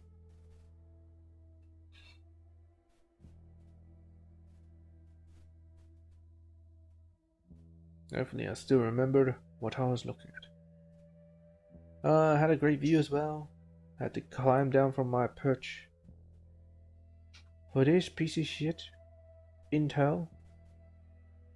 Hopefully there's people there so I can kill them. Come over. Shut the hell up. Let's roll. Hopefully I don't die driving this. Go ahead, I'll meet you. I might. And when we got a stack of tires.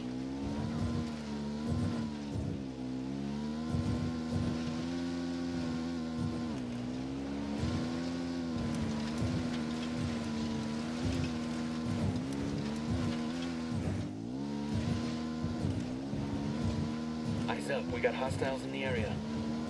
Yeah, whatever.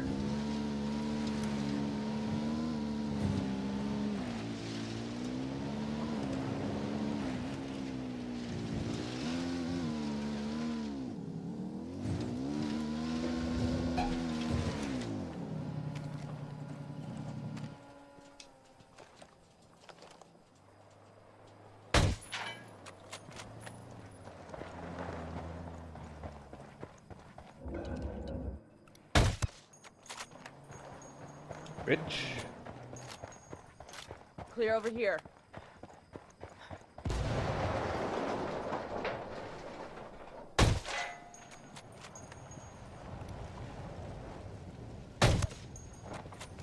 Bitch. Clear over here.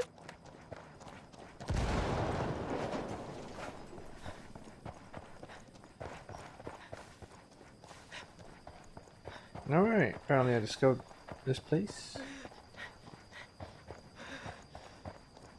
And let's get the last Kingslayer file. It's probably the legend. We got tangos, danger close. 2 Sicarios. I asked the rebels to do a recon of the area. Copy. Relaying enemy locations now. Visual on an air defense system. I'm moving to position.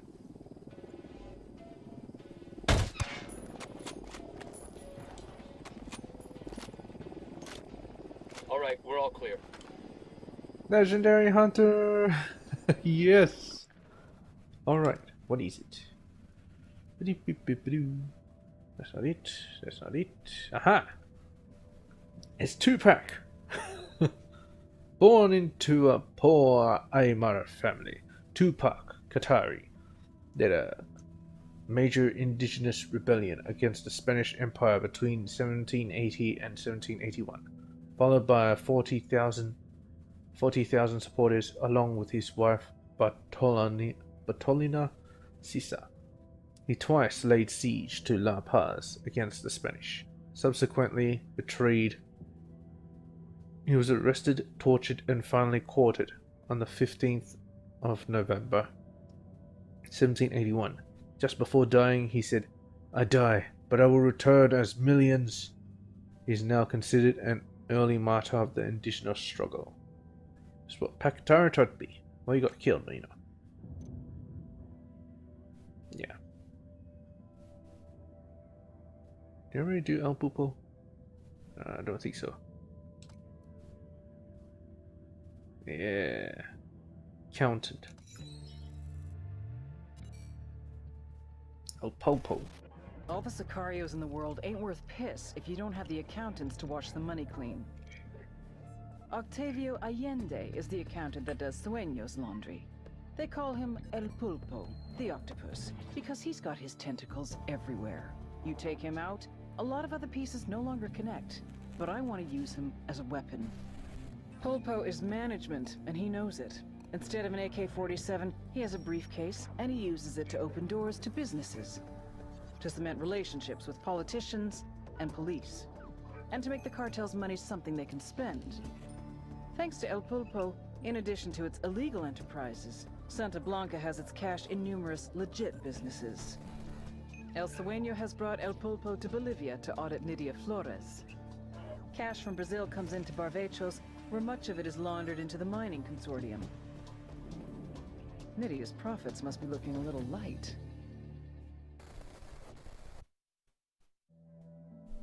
Yeah, she is doing a shit job security. I've had it, Poquita. I tell you, no más. No más. No más! Tranquila, Reina. Did you just tell me tranquila? You did not just tell me tranquila. El Pulpo is a fucking bookkeeper.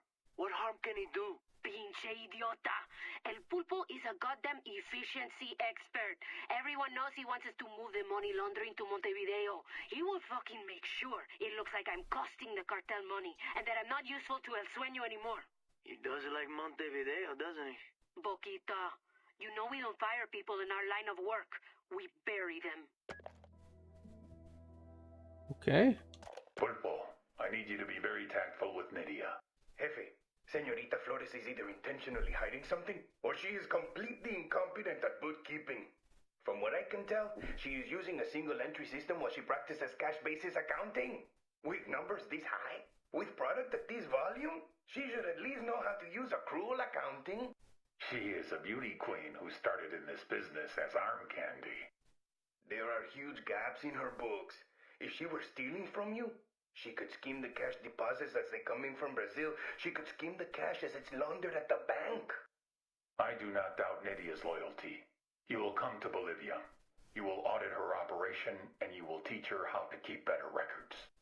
In all honesty, Jefe, we should be doing all of our laundering Uruguay digitally. Pero I will be on a plane for Bolivia in the morning. Okay. A Barvechos newspaper article about an accident in the Barvechos silver mine. 6 miners were crushed after a crane collapsed. Bolivian silver mines have been worked for over 5 centuries. It is said that a bridge between La Paz and Spain could be built with the bodies of those who lost their lives in those mines. I don't know how far away that is, but sounds far. An Unidad report about the attack of a convoy by unknown assailants.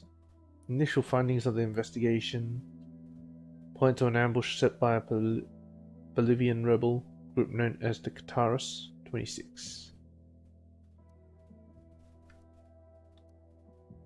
A religious image of Nidia Flores, aka the Beauty Queen, used by Santa Muerte worshippers and pilgrims to attract the good graces of the bony lady. A diagram exposing the money laundered scheme used by Santa Blanca in Barvechos, possibly left by Pulpo's staff during their audit of Nidia Flores' operation. Looks very basic. The Santa Blanca drug cartel is writing their own version of Bible this page of El Pozolero, the avenging hand of Santa Blanca. Okay. I'll continue this later. This went through half of it, pretty much. So I'll catch you later. Hey, I'm back. Ah, shit. What did I do last time? I did Cabo Cart. I did El Pupo. I'm gonna do La Yuri and El Pelito. I'm not sure if I did El Emisario. I don't think I did. I did El Way. And we can do El Soribo. So that's good. Let's start with La Yuri and El Pelito. Alright, let's take a look.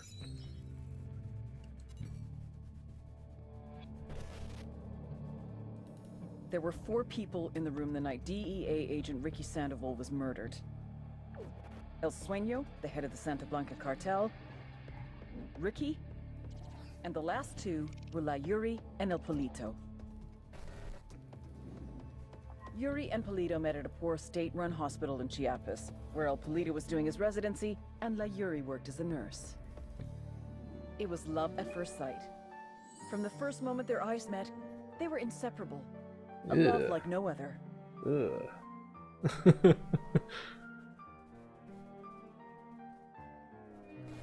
One day, a Okay. buchon named La Plaga walked into the ER, all shot up.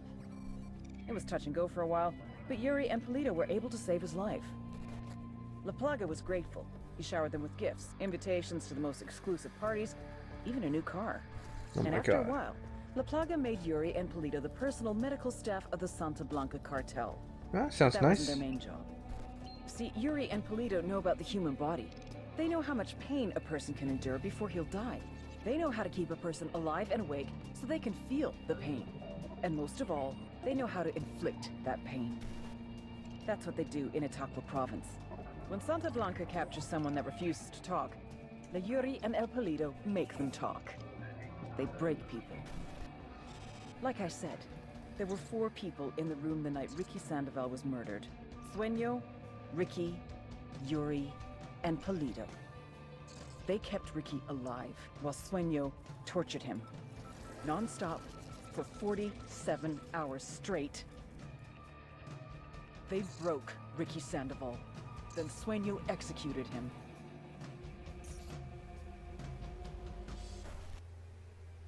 As I said, don't really care about Ricky. He was a scumbag anyway. You bombed the embassy, man. You bombed it. Oh yeah, Yuri. How long has that guy been hanging there? Yo no sé, amor. Maybe 12 hours? Is he still alive? Check if he's breathing. Ah, él está muerto. He's dead. He must have choked to death under that hood. Look at that boner. Mierda, I told you the hood was too tight. That's a big boner. I'm taking his pants off. Yuri. Ay, are you jealous of a corpse, bizcocho? What the hell, Yuri? Whoa, ugh.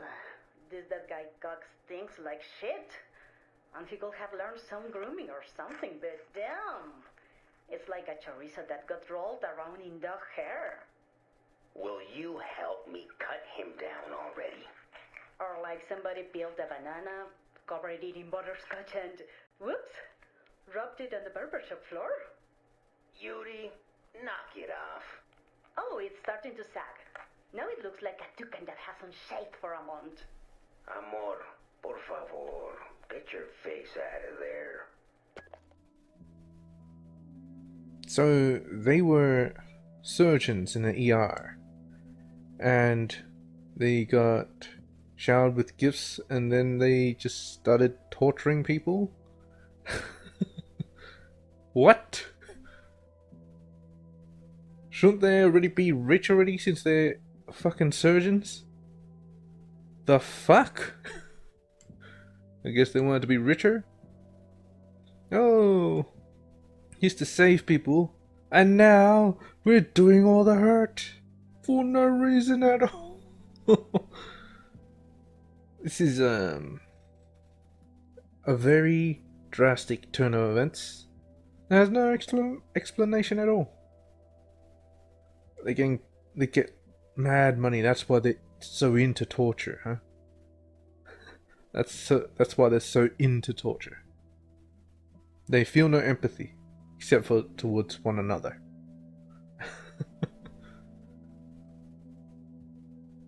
Goddamn fucking shit makes no sense.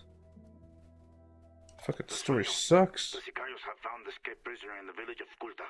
What a wonderful name for a town. They were protecting him?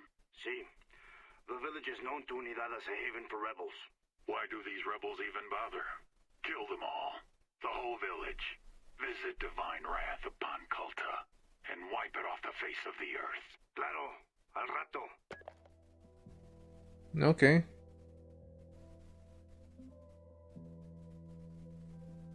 Yeah, I'll do that. Jeez. If you've got that infestation, then you should cull it or something. I don't know. Deinfestate the entire house, kill everything. Camaradas, hermanos, fellow cocaleros. I look at your faces and I see the scars the men of the Santa Blanca have left on this land. stealing our coca, threatening our way of life, burning our houses, murdering our children. A trail of ash and blood. The blood of the people of Bolivia. The same blood that was running in the veins of Tupac Katari, the great Aymara leader who fought the Spanish conquistadores 300 years ago. Yeah, I read that before. We are tired. We are hungry. We are desperate. But this blood still runs in our veins. We are Bolivians. Mientras que respiremos, seremos libres. No weapon, no threat, no cartel can take that away from us. I look at your faces and I don't see cocaleros. I see warriors. I see resistant fighters. I see the seed of this freedom that we Bolivians hold so dear. We will oppose them. We will fight them everywhere. We will hunt their worst nightmares until one day they are forced to leave our sacred land. Today, I am not a cocalero. Today, I shall be Tupac Katari. And I take an oath to lead us, the rebels, to victory. Well, except he just got decapitated by Sueño. Somehow. You don't get to know how. He's just dead.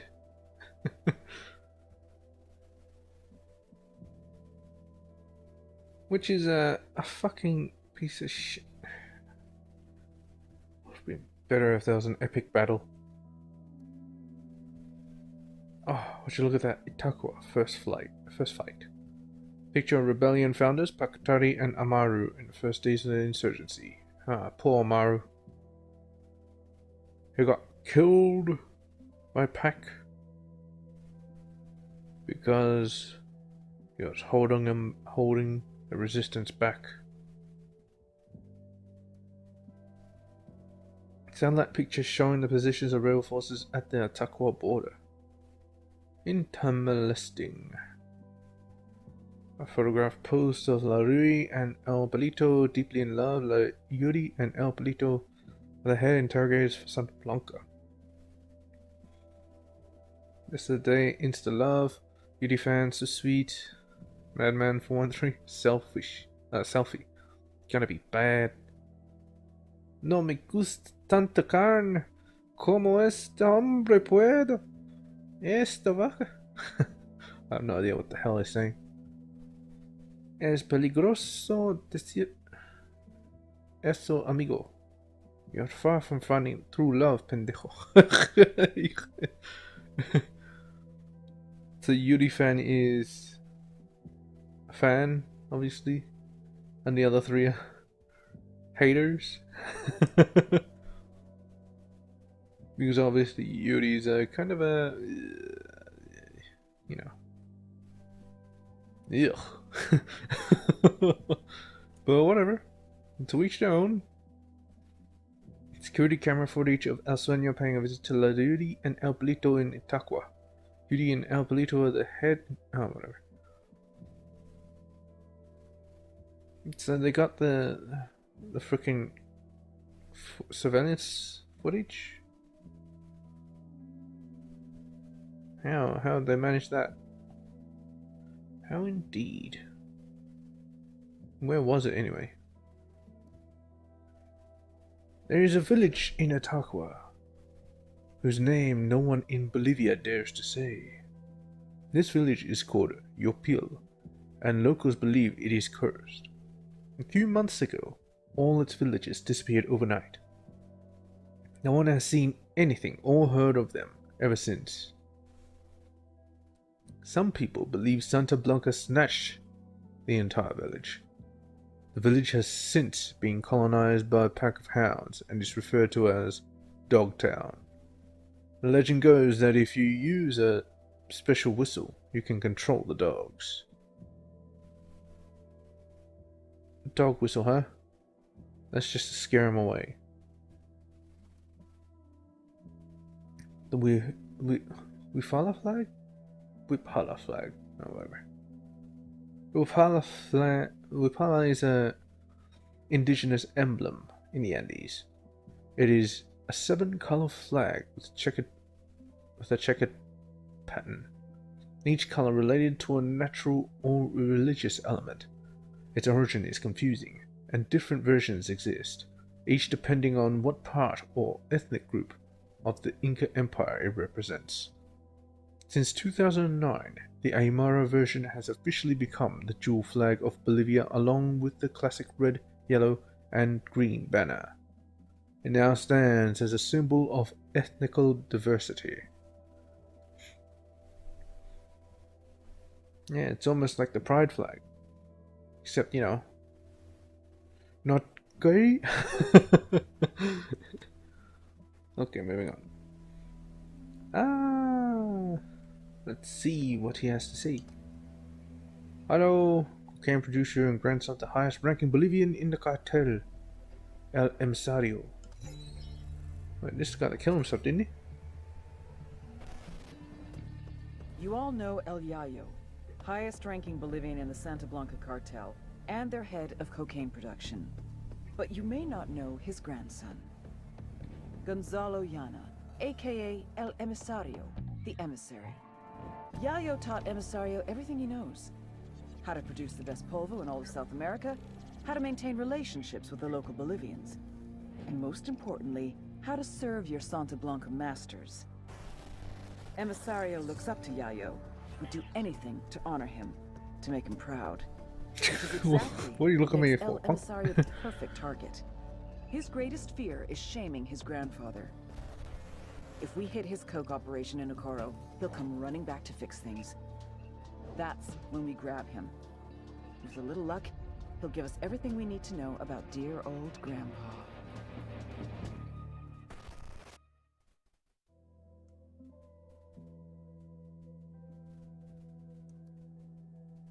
Let's see. Veteran coca paste maker instructs a rookie on how to make the product. Then you pour more ammonia. Mira, que es como a la leche. When we drain out the gasoline, it will have such a beautiful color. Muy linda. This is pretty easy. See, when I was young, 12, 13, I had this friend. His father was a bandido. He showed me how to make homemade coca paste. But it was not like this so much. Sometimes you make your own paste, you lose money. That's no good. How do you lose money? It costs money for the chemicals to make the paste. It takes time. But here, we get a salary. And with La Gringa's process, you get much more paste than if I make it in an oil drum, like in the old days. I often wonder if people will still use el polvo blanco if they knew what we put in it. Mi primo already breathes in gasoline to get high. He would not mind we put gasoline in cocaine. They put gasoline in cocaine? But damn. That's the secret, guys. La Gringa. Oh yeah, La Gringa. Katrine, I come all the way out here to see you, and it's like talking to a wet sock. Honestly. And look at your hair. Is fighting the good fight taking its toll? Don't they report on South America in Germany? Hands over Bolivia is gone. It was a CIA front. I was a damn puppet for those American spies. And when I found out, it was too late. That's terrible. But why are you still here? Why don't you go home? Or come with me to Germany. Stay with me and Heinrich till you get something new. I have something new. Here, in Bolivia. Look, sometimes I get to treat the sick, but it's mostly research. Biochemistry. And you won't like it. There's only one employer out It's called here making cocaine. Yes. The Santa Blanca cartel. The Sicarios even have a nickname for me. La Gringa. And biochemistry, as in cocaine. You can't, Katrine. You must leave. I don't think they would let me leave anymore. There's no bars, but I'm in a prison. Well, it sounds like she wants to stay anyway. My first you in Hands Over Bolivia. What? Not a photograph of Dr. Katrine Svensson, for she came to be known as La Gringa. Svensson was an idealist. She came to Bolivia to help the people, work for Hands Over Bolivia. Yes. A Bowman wanted her jailed. Purchase order for chemical precursors, written in the Coral Labs supervisor to Vibe Gas in Libertad. These precursors are required to process coca leaves into coca paste, then into cocaine. Cocaine! When they're talking about precursor chemicals, they're talking about sulfuric acid, ammonium and shit. Yeah, I was like, precursor? What? What was that even supposed to mean? Alien shit? Chemistry 101. An assessment report written by a recently hired chemist in Okoro's Santa Blanca labs.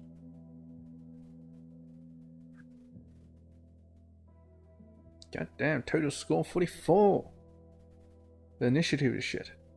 Jose has low initiative for everything which is not testing products. Yeah, he's gonna sample the products himself. Jose is always able to test the product. High tolerance to our product consumption. Jose generally requires the main process of production. Understands. Jose has met his goals for the period. Jose is always reliable even when he's has hard tested the final product. 44.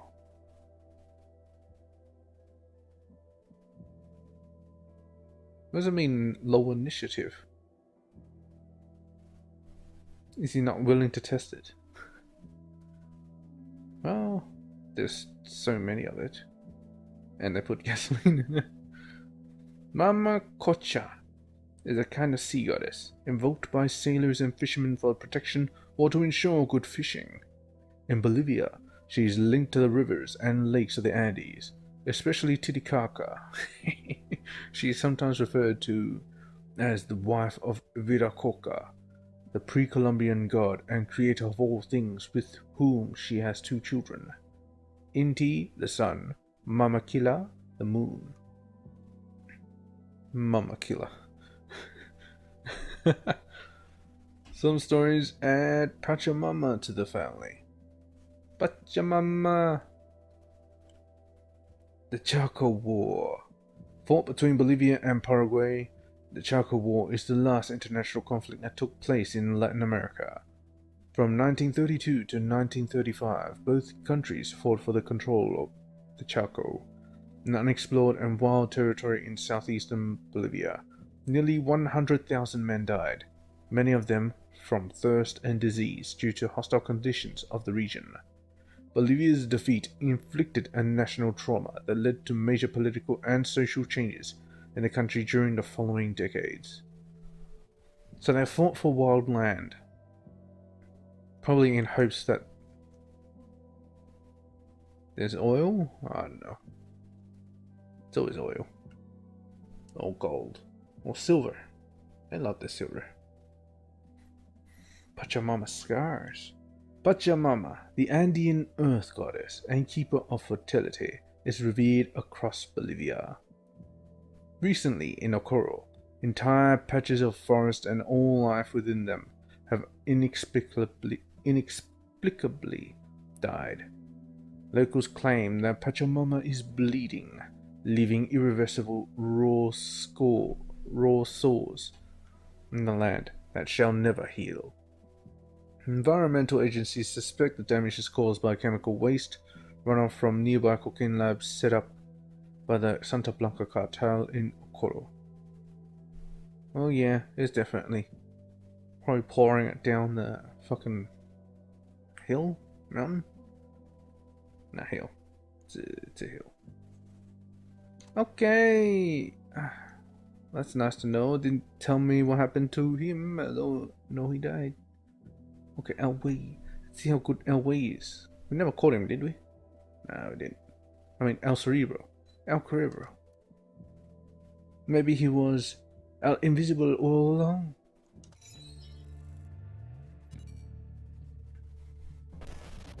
Most cartel members are violent idiots who are too high to care. But Patricio Mendez Valle, aka El Cerebro, is an oddball genius who's too fucking smart to bother. Nydia Flores spotted his intellect when he was just a kid. She sent him to college in Mexico and later grad school in California. Word is he was too strange and misanthropic for even that crowd. But he popped up on our radar. El Cerebro heads up the cartel's submersible program out of Jimenez. From Jimenez, his semi-submersibles, sometimes carrying as much as 10 tons of cocaine, head downriver to Brazil, then to the Atlantic. From there, floating just a few feet below the surface, they can go all the way to Mexico, even as far as Florida. But smuggling with these semi-submersibles will soon be a thing of the past. He and Nydia have ambitions to make reusable, fully submersible craft. Think what a multi-billion-dollar criminal enterprise could do with a fleet of submarines. Smuggling would be just the start. If we're gonna take down these subs, we need El Cerebro and his jagged-ass brain intact and cooperative. Just remember, he's Nydia's pet project. She won't give him up easy. Well, she's shit. She is shit. She didn't do shit as well. And plus, it's the wrong guy. What happened to El Cerebro? The situation in eastern Caimanes is tragic. Populations in this jungle area of Bolivia have been plagued by lymphatic filariasis, or LF, a parasitic worm spread by mosquitoes. LF can in many cases cause swelling in the arms and legs of those suffering from the condition.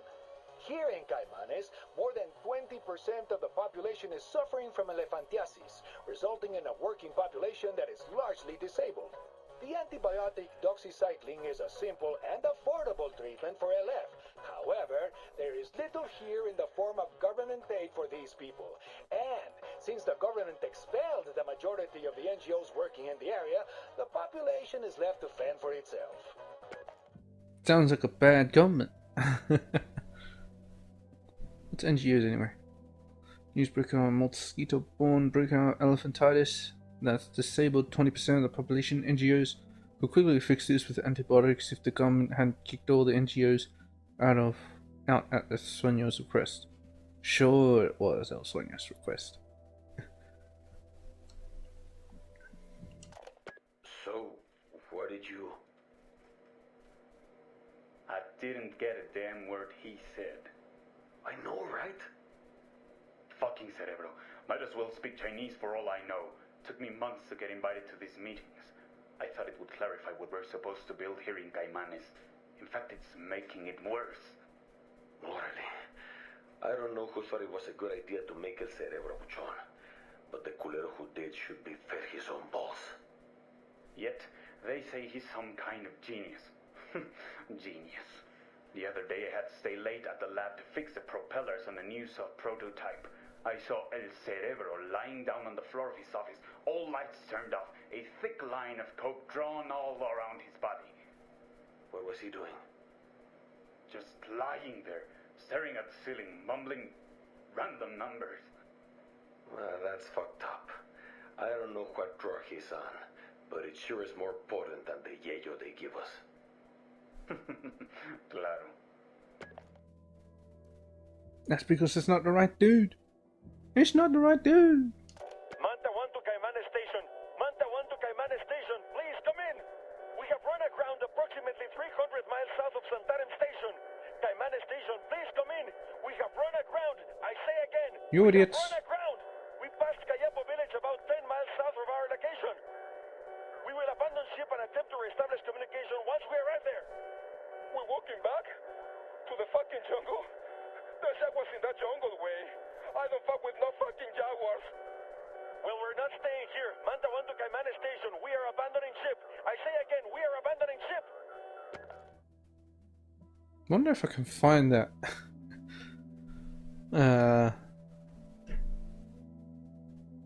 Sub. Supposed super sub. Who the fuck was driving that super sub, huh?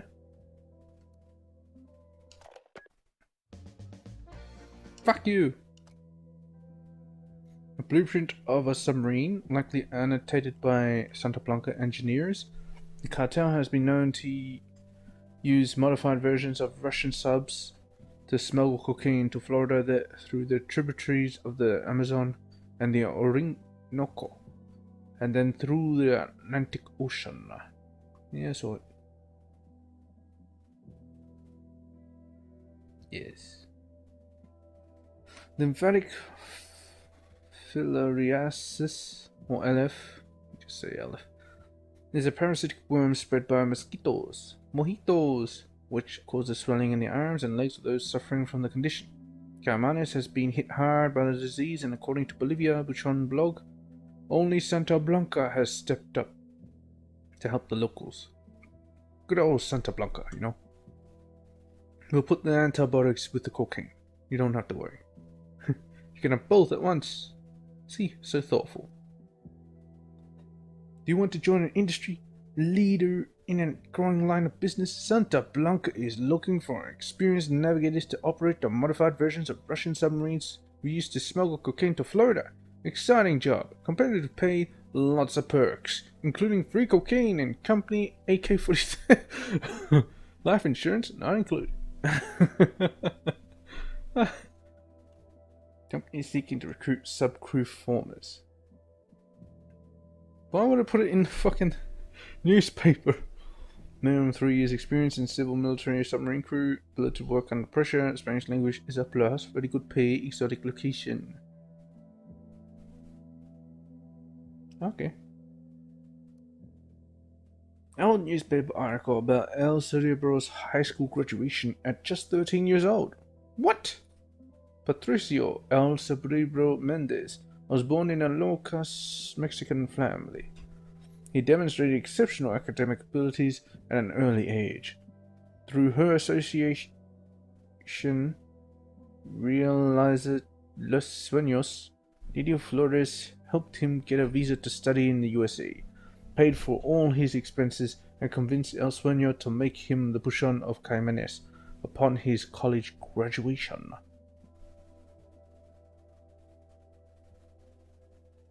Now, the youngest high school graduate in America is Mexican. Patricio El Cerebro Mendez graduates from Sunnydale High School, California at only 13 years old. Patricio is a shy boy without the comforting presence of Nidia Flores, his benefactor and de facto adoptive mother. He probably wouldn't have uttered a word during the interview. Nidia is the founder of the association Realiza Los Sueños. She's a gorgeous, self-assured 30-something. 30-something? I like how that's the thing. Who met Patricio when he was 10 and perceived a mathematical genius. She financed his studies, paid his rent and expenses in America, and now she's here for his graduation. Yes. The Pantanal. Well, you know, the Pantanal. The Pantanal is the world's largest wetland, with more than 150,000 square kilometers between Brazil, Bolivia, and Paraguay. During the rainy seasons, nearly 80% of the floodplains are underwater. The various ecosystems house a tremendous biodiversity, notably rare aquatic plants and caimans, whose teeth are used as talismans by locals. Caimans? With a type of fish. The boy that turned into a lake. What? People from the eastern village of San Ignacio de Moxos, or Mossos, say that a long time ago, local women could only use a small swamp to wash clothes, and men had to go fishing miles away. One day, a young boy went to help his mother, and as he walked into the water, he mysteriously disappeared. His mother ran in the village to seek help. When villagers reached the swamp, the boy was nowhere to be seen. Nowadays, the swamp has turned into a beautiful lake, full of fish and clean water. He just walked into the water and became a lake. Gotcha. These folklore. Very, very creative. Very fucking creative. Let's look at La Cruz. Holy crap. It's 10. Okay, seeing as that, let's look at this guy first. DJ Perico! DJ Perico! Wannabe tough guy, disc jockey for the Santa Blanca Cartel Radio. Wannabe tough guy? He's a bitch! DJ Perico, the parrot. His dream in life was to be a mixtape DJ, which essentially means yelling over someone else's song and then charging people for it. DJ Perico! Fortunately for the music industry, life got in the way. Corner boy at age 13, crack charge at 14, attempted murder at 15. Rather than do a bid in a gladiator academy, he fled to Mexico. He had a cousin in Santa Blanca, got a job as a sicario, a hitman. However, if Santa Blanca had run his sheet, they'd have seen he'd only attempted murder. Another way of saying he was a fuck-up. Like he missed 2 guys in the front seat of a Wrangler. I mean, how hard is that? It was only a matter of time before he annoyed the shit out of every single member of the cartel and got his corpse thrown back across the border, except El Sueño took a liking to him. Perico amused him. He can't shoot a gun, but he can shoot his mouth off. So... Good morning, Bolivia! El Sueño found a role for him. Pirate radio, propaganda. Spread the good word about the coming of Santa Blanca. It's a beautiful day for cocaine, but hey, what day isn't? A special shout out to my boys in Pucara province, building El Sueño's final finca. But let's not be in too big a hurry, okay, boys? DJ Perico is El Sueño's pet. Let's give him something new to parrot. Well, to be honest, it wasn't bad. It's kind of funny. Even the rebel wives love to listen to DJ Perico. It's so funny.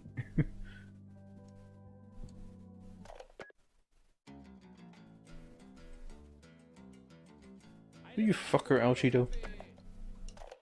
In the old days, the miners made sure to leave offerings to El Tío down in the tunnels.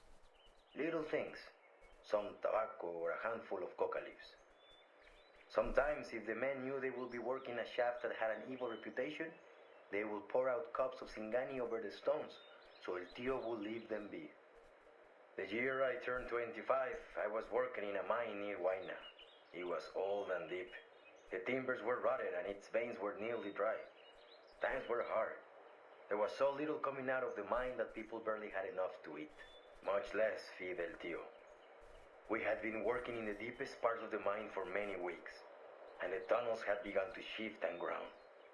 I knew that El Tío was hungry, and that something bad was going to happen. So my brother and I went into the hills one night and killed a llama. That morning, before I went down into the mine, I painted its blood on the entrance as an offering to El Tío. The cave-in happened later that day. 1 minute I was working, the next, I was alone in the darkness. I could hear my friends moaning and crying out in pain, cut off by tons of earth and rock. One by one, my friends fell silent. I sat in the dark and listened to them die. And then it was my turn. A smell came into the air. It was foul, like burnt hair and brimstone. And then, El Tío was there. I couldn't see him, but I could feel him there in that tiny space, right in front of me. I was shaking like a leaf. I held up my hand. To this day, I don't know why, and I heard a sound, a soft, snuffling sound like an animal will make. I could feel hot breath on my palm as the devil bent close to me and smelled the llama blood staining my hand. The next thing I knew, I was in the hospital at La Paz. They told me I had been down in the mine for 15 days. No one could understand why I was still alive. But I knew. That is why I believe in El Tío de la Mina, and why I'll never go down into his realm ever again. That's a good story. That's the best story I've ever heard. Look at that. Well, in this game. Now, I heard a lot of stories in my time. It's a good story, but you know. That was good. I didn't know they call llamas llamas. Maybe it's just him. Or whatever. De verdad, Perico. He loves you more than his puppy. He's even talking about joining Santa Blanca. He's only 10 years old, but he's big already, like his father was. Gracias, mamacita. It fills me with joy. Let me see if I can talk to El Sueño about it. He always has use for young soldiers, especially those with room inside their stomach. Vale, vatos, that's it for today. Perico off the air. Tune in later for more of your favorite DJ this side of the Altiplano. Damn right I'll talk to Sueño. Like the cabrón listens to me anymore. Pinche puta.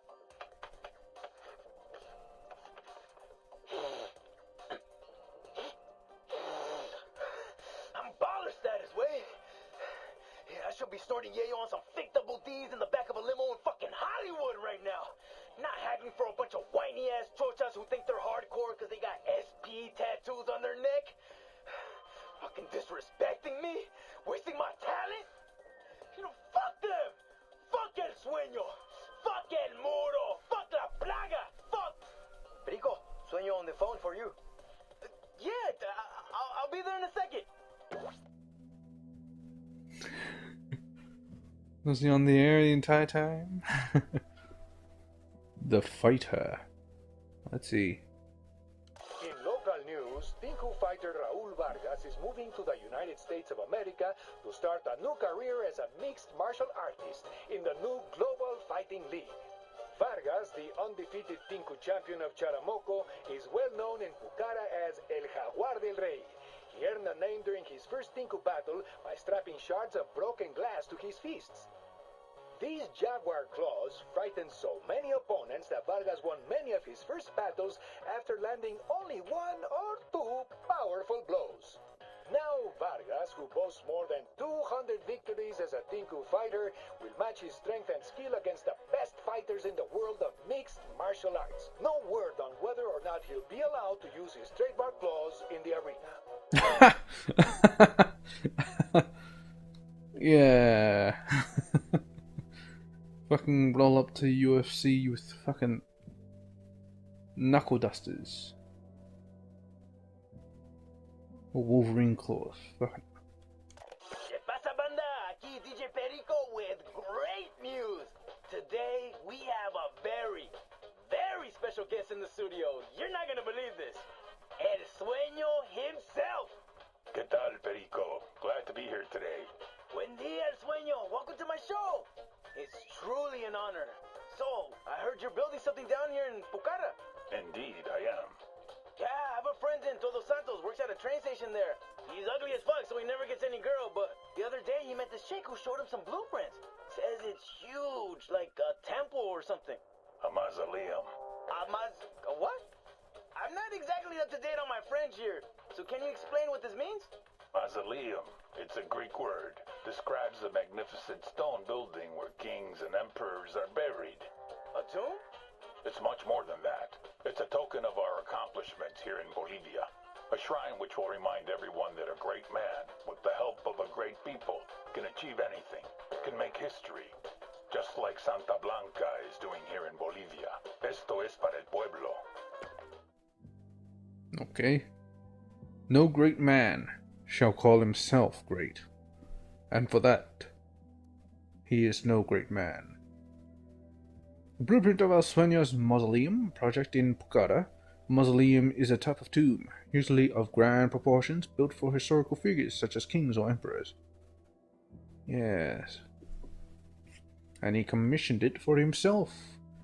It speaks a lot, doesn't it?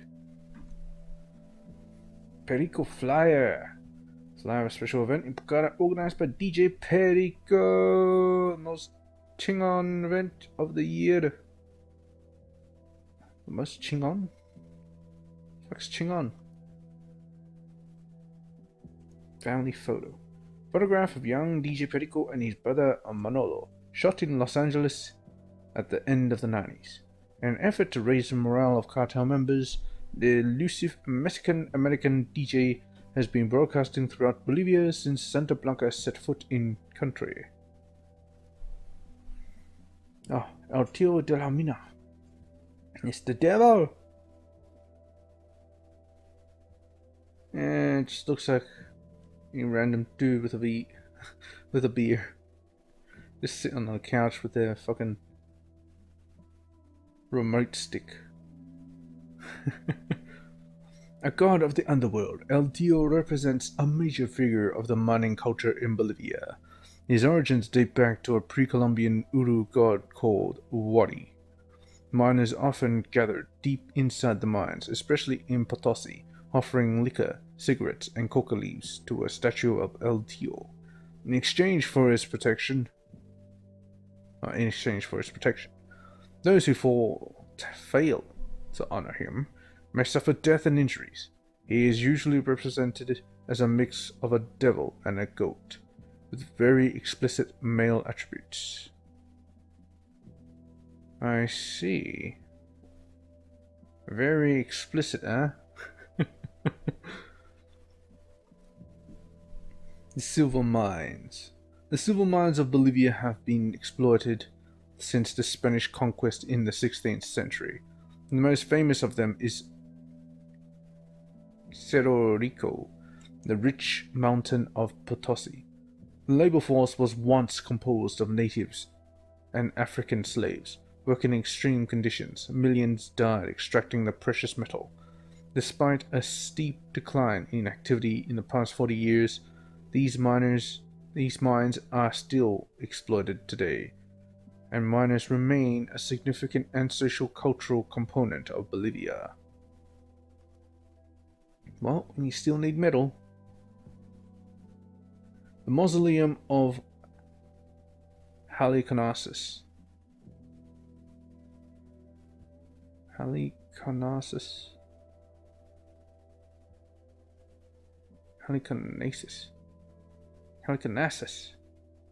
Whatever. Was an ancient burial monument erected on a hill overlooking the city of Halicarnassus, modern-day Bodrum, Turkey. Built by Queen... what the fuck? Artemis II? II? Is that II? Yeah. Artemisia in 353 BC to honor her dead husband. Mausolus. The building became one of the 7 wonders of the ancient world.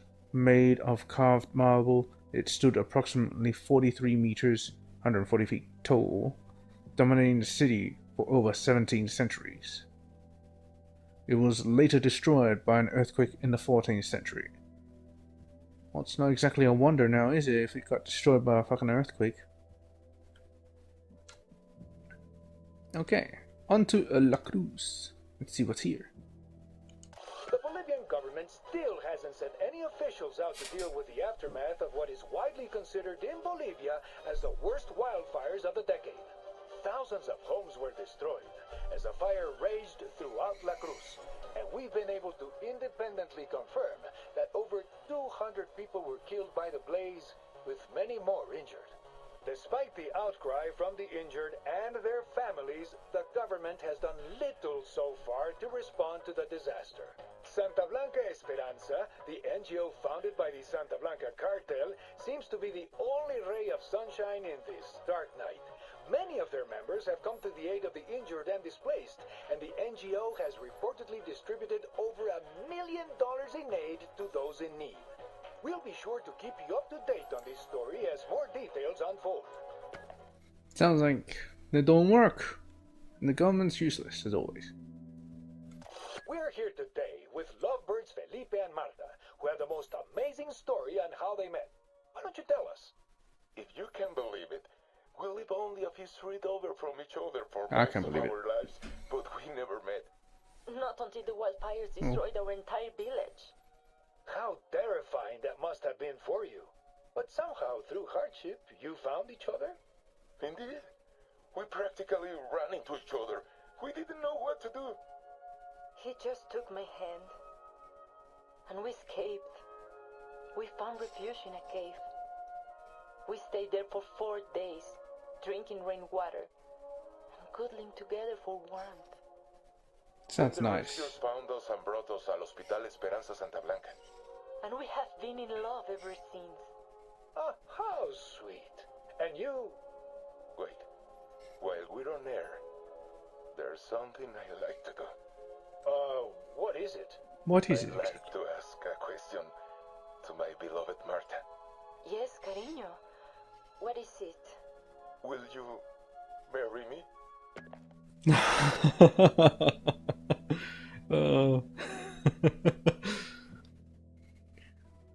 I don't know if I should cringe at that.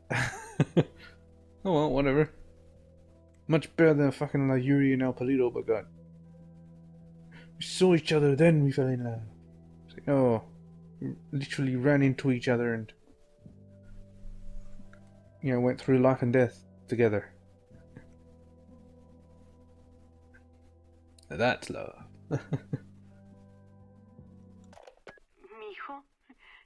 can you hear me? Hola. I have been moved into a house. Abuela, ¿dónde estás? Who put you in what kind of home? You need me to come get you? No. I am fine. You don't have to get me. But it will be very nice if you came to visit. Claro. I haven't heard you this happy since before the fires burned down the village. How did you get a house? Esperanza Santa Blanca. They built homes for people who lived in the village. The charity the cartel runs? Mierda. They are dangerous people, abuela. Are you okay? Are you safe? Claro que sí. But it's a little lonely in this house, all by myself. If you want to come by with your niños, maybe I wouldn't feel so lonely. Sí, abuela. Just tell me where it is. Well, it sounds kind of nice, you know. The cartel is doing great things. Great things. See, for them to do an act of charity, for them to seem so good, they have to do something evil on the other hand. You know, can't just be middle ground all your life, then you won't be able to do good. You have to do some evil, then you can do some good. Yes. Okay, moving on. In this blog post, Ramon Feliz warns civilians about Santa Blanca Esperanza. Santa Blanca Esperanza is an NGO, a front organization created by the cartel to win the hearts and minds of the people. Santa Blanca Esperanza distinguished itself by providing relief in homes to locals after La Cruz was ravaged by the Great Fires last year. Except they didn't know that the cartel started the fires. Did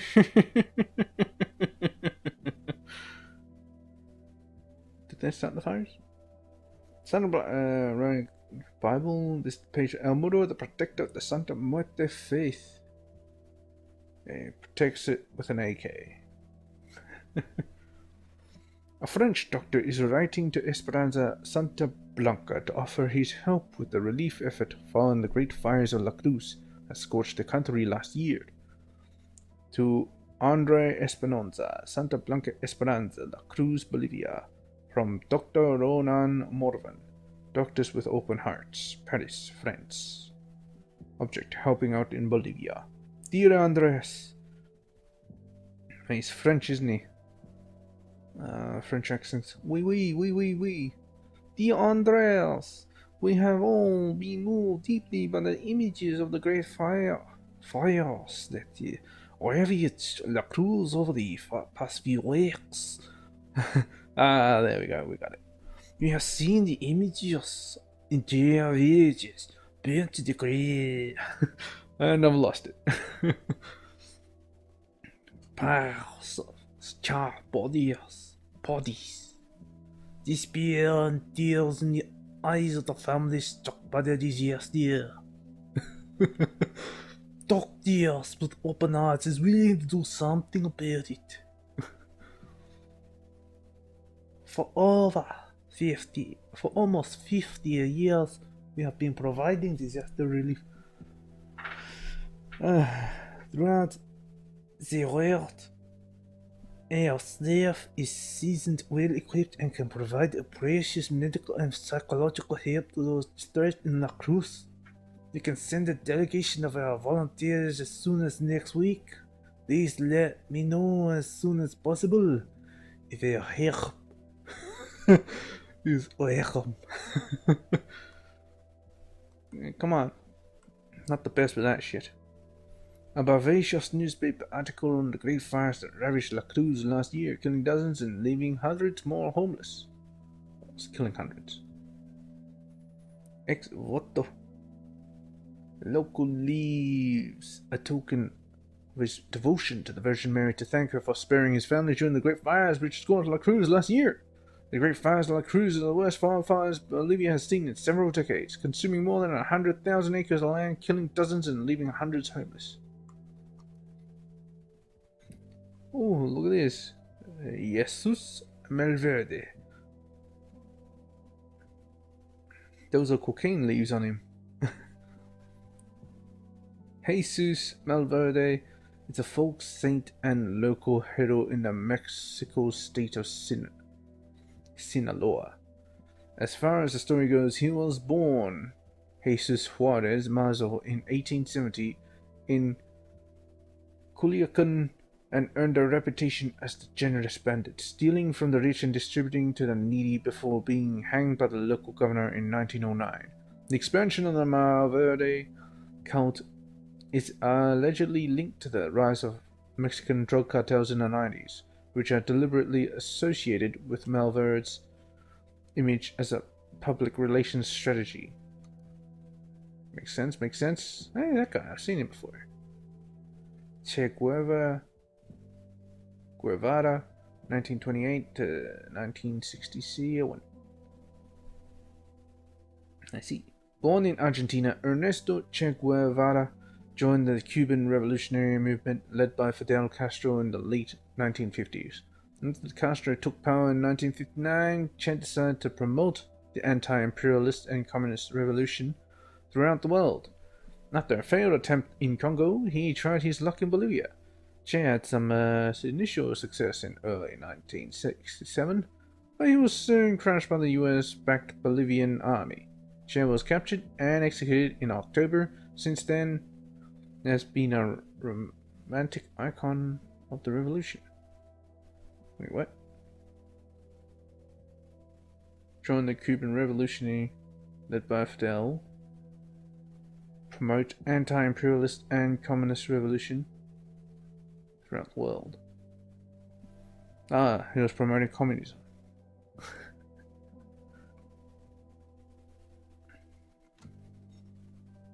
Okay. Moving on to Inca Camina.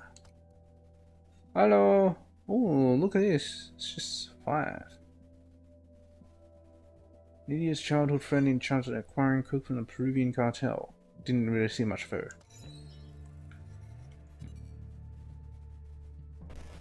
Dolores Serrano de Perez, La Cabra. She and Nydia Flores have been BFFs since, like, high school. As a teenager, she used to sell knockoff beauty products at her mother's stand in the market. At 13, she started selling cocaine, which is a sort of beauty product, I guess. Yeah, sure. 3 husbands went out the door the way narcomen usually do. Yep. La Cabra herself has been in and out of prison more than the laundry truck. Her other product is information, quite valuable in the cocaine trade. La Cabra will do anything she has to get information. Information is what got her in with the Peruvian drug gangs. A valuable connection for Santa Blanca. Because the thing about being one of the world's largest cocaine producers is you're also the world's largest cocaine seller. And with that many customers, you need the supply to keep up with demand. You need a backup plan. The Cabra is Nydia Flores' backup plan. How'd that work out for her? Didn't do shit? Nuevo Mundo. If you spend enough time in Camino Inca Trail, locals will tell you about a legendary village built in the mountains by people left homeless or displaced by the drug war. The village is called Nuevo Mundo, and though no one is able to put it on a map, it is said that its inhabitants have built grand structures out of the wrecks of planes that have crashed in the Andes. If you overlook the mountains at night, you might see the light beams of those there trying to blind the pilots as to crash their planes. Kind of like Hollywood. Guantu legend. According to popular belief, the Illimani and Ilampu Mountains, the highest peaks of Bolivia, are two fallen kings turned into rock by the Earth Goddess. In ancient times, Illimani and Ilampu waged a ferocious war on the Altiplano and died in combat. But their sons sought revenge, and the war continued until both sons died as well. Pachamama was so upset that she punished the fathers, making their stars crash on Earth, where they formed what are now the Illimani and Ilampu Mountains. Okay.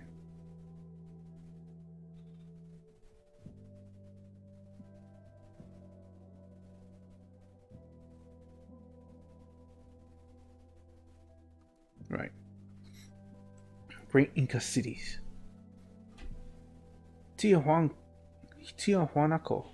is a major Bolivian archaeological site and the heart of the Tiahuanaco Empire that ruled over the region between 300 and 1000 AD. It is composed of different types of temples organized in a geometrical and astronomical pattern.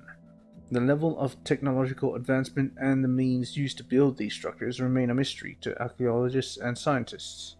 The most famous monuments are the Gateway of the Sun, the Kalasaya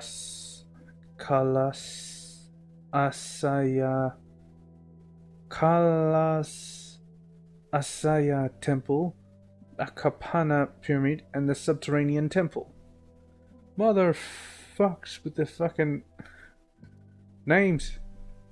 The Inca Trail refers to a wide pre-Columbian road system that extended from southern Colombia to northern Chile, including Ecuador, Peru, and Bolivia. It connected all the regions of the Inca Empire and was centered in El Cusco, the capital town. It was more than 40,000 kilometers long, at altitudes ranging between 2,000 and 5,000 meters. After the Spanish conquest, the Inca Trail was gradually abandoned. These days, only a few short sections have survived, mainly used by indigenous peasants or trekkers. Yeah, peasants. Camino del Inca. Right. Moving on to El Chido, the motherfucker. Stop singing songs, you bitch! Oh my god. If you don't listen to Narco Corridos, you're a pussy and you're off my Christmas list. You fucking suck. Narco Corrido is like gangster rap for the 21st century. The Really? talk is tough, the music is banned, and the swagger is the show. This sexy motherfucker is El Chido, by far the #1 corrido performer in the world. His record sales rake in millions of dollars every year. Were he not so close to Santa Blanca, I'd be having his babies. As it stands, this suave slab of macho writes and sings the corridos that tell the tales of Santa Blanca's buchones from Bolivia to Culiacan. El Chido, real name Marcelo Rios, is not a bad guy. He just sings like one. He's also in tight with all the villains in Santa Blanca. The cartel's Church of Santa Muerte is sponsoring a kind of publicity tour and a concert in Malta. El Chido's supposed to boost morale and spread Santa Blanca's good word. This is an opportunity to nab an outsider with an inside track who's got everything to lose. We get El Chido to roll on his buddies. Prosecutors in nearly every country of the Western Hemisphere will sing our praises. Snatch and grab, but be gentle. And please, don't touch that handsome face.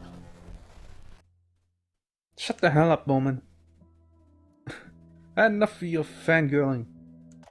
Cardenal, I'm finding that many locals in my province are indifferent to the word of Santísima Muerte. They already have gods of their own. Bolivian gods, Pachamama, El Tío. You are new to the priesthood, but surely as a layman you have witnessed the power of the Bony Lady.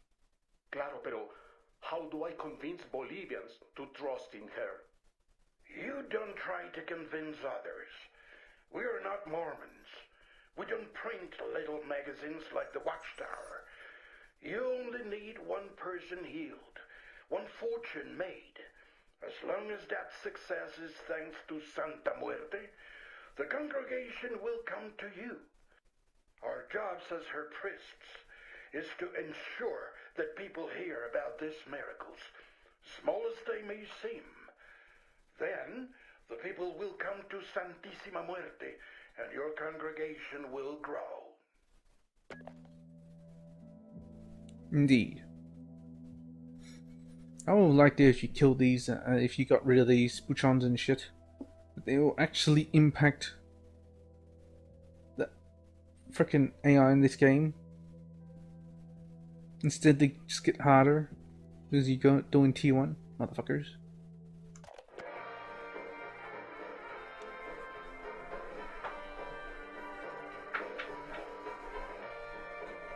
Let's see how bad he is.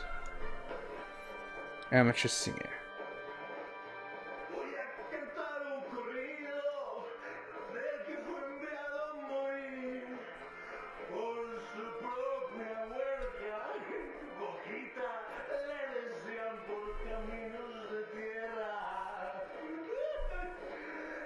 Is he crying?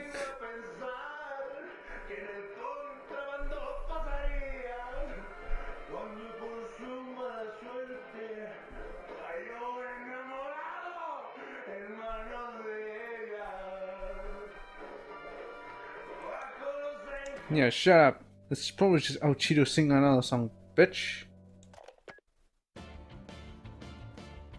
El Cardinal, huh? Shut up! Who are you? Why the hell are you calling me? People call me El Cardenal. What kind of name is that? You sing like religious songs or some shit? No, escúchame, El Cheeto. I am the religious advisor for El Sueño and the Santa Blanca cartel. For heaven's sake, I baptize you in the sacrament of Santa Blanca. I kinda remember that. Good. I am contacting you so that we can coordinate your message when you come to Bolivia. Hey, wey. Respeto a la Santa Muerte and everything, but I don't got no message. I just want people to have fun. You know what I mean? You are coming to Bolivia to raise the morale of the men in the ranks. And part of that job includes spreading faith in Santa Muerte. I ain't gonna give no speeches. But, like, I can change the playlist a little bit. Play mostly corridos and mention Santa Muerte. That is all I ask. That is all he asks. Well, page El Cardinal. This is the page for El Cardinal, the keeper of the Santa Muerte faith. The most famous corrido singer, El Cheeto, is very active on social media. He has turned into an idol for Latino youth. Except he sucks. That music sucks. Me gusta este buchon. Well, whatever. Let's look for something. There's no English. Okay, moving on. A missile from the Santa Muerte Sanctuary in Malca. The prayers it contains may attract the favors of a skinny lady and grant pilgrims and followers their darkest wishes. Why darkest? Why not brightest? You fucking suck, Santa Muerte. Okay, a Bavacious newspaper article about the Day of the Dead in Malca. This year, the traditional parade was heavily sponsored by Santa Blanca by killing everyone. Starting and ending in front of the newly built Santa Muerte Cathedral by killing everyone. Cult of Santa Muerte origins. The cult of Santa Muerte appeared in the Mexico area during the pre-Columbian era. Natives honored a death god and its female counterpart to secure their way into the afterlife. During the Spanish era and under Catholic influence, the cult saw the emergence of a female saint known as Santa Muerte. Though rejected by mainstream churches, of course, it gradually became a popular cult for people. Looking for protection against misfortunes. She's the god of misfortune. What the fuck are you talking about? She has become the favorite saint of outlaws and drug traffickers. I wonder why. Santissima Muerte. They like to worship death? What can I say? Cult of Santa Muerte criminal practice. Okay. Oh, Santa Muerte Protectora. It's not even English. Amen. In essence, Santa Muerte is a syncretic religion that intertwines both Catholic and pagan beliefs. It tends to attract followers disillusioned with the institutional Catholic Church and living on the margins of the law or outside of it. Criminals and drug traffickers in particular have openly worshipped her, the most famous of them being Gilberto Garcia Mina, a boss of the Gulf cartel of Matamoros. Narcos frequently seek blessing for their ammunition and weapons or protection for their illegal ventures. Of course they do. Because they're gonna need it. Boy! Okay, it's General Barrow. Let's take a look at what General Barrow says. This fucker. Marcus Ginchin. Let's take a look.